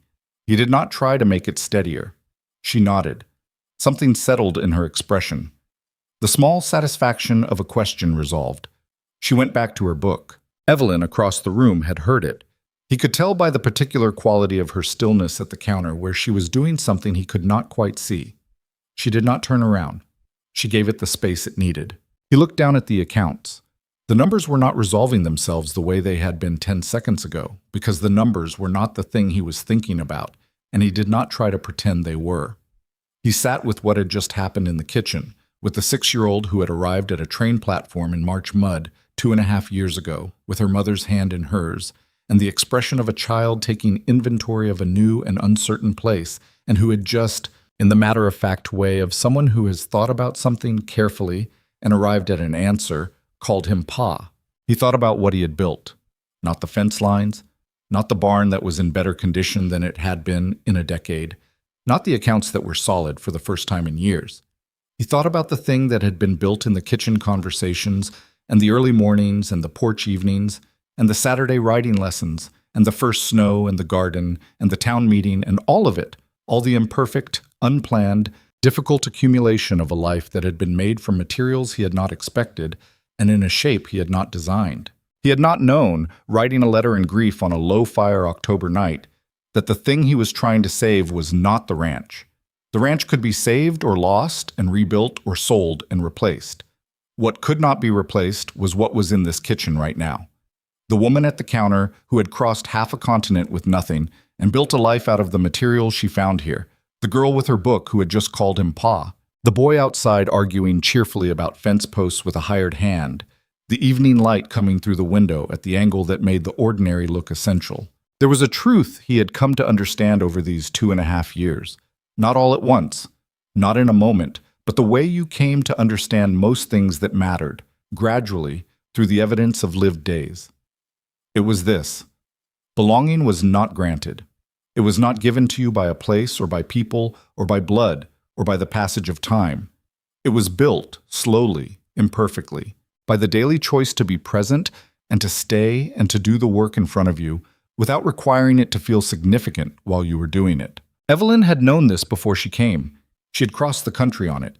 She had stood in front of a whole town and said her piece and gone home and planted squash on the strength of it. Lily had grown into it, had built it for herself, in the barn with Biscuit, and at the school with her books, and in the yard with Caleb's noise around her, until the word "pa" had moved from being a word about someone who was gone to being a word about someone who was here. Caleb had learned it again after losing it, which was the hardest kind of learning. And Silas had been forced to understand it in the way that men like him were forced to understand things, not by reasoning toward it, but by being in the middle of it before he recognized what it was. He set down his pen. "Lily," he said. She looked up. "You want to see if those beans are ready to come in before the frost?" She looked at the window, calculating. The evening was still light enough.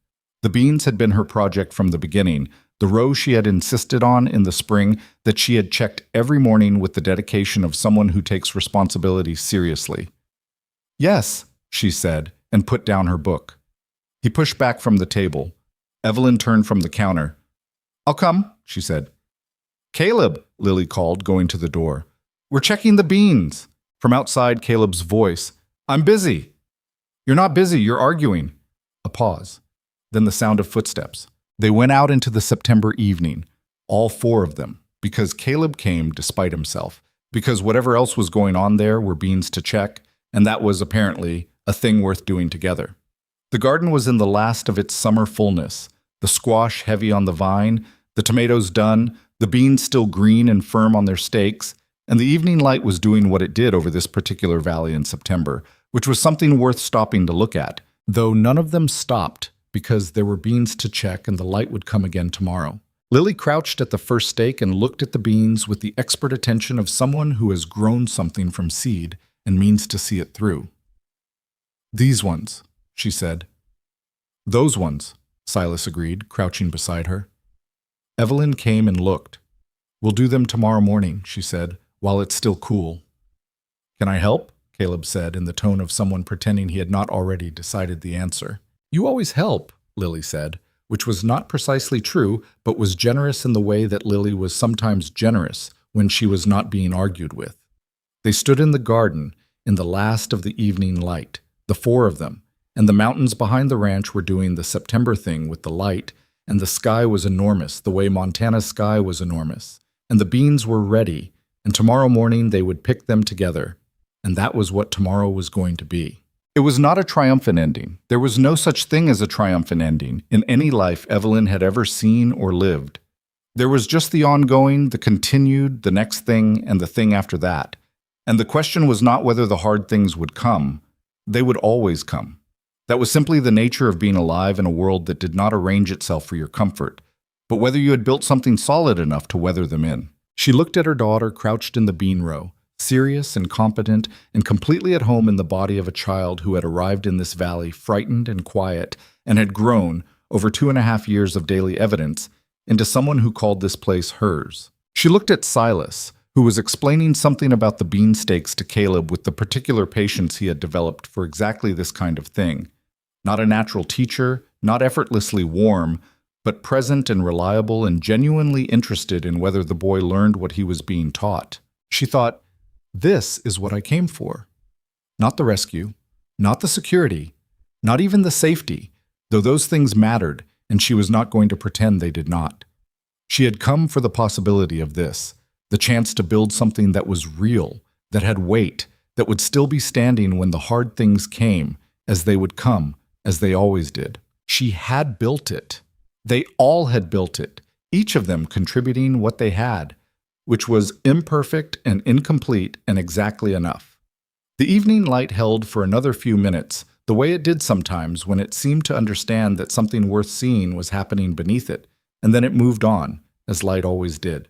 And they went inside, all four of them, to the kitchen and the fire and the evening, and the door closed on the September dark, and the lamps came on one by one in the windows of the house on the Granger Ranch, small, steady lights against the vast Montana sky. They were home. Not because anyone gave it to them, because they built it out of hard work and honest words, and the stubborn daily refusal to be anywhere other than exactly here. That was the whole of it. That was enough.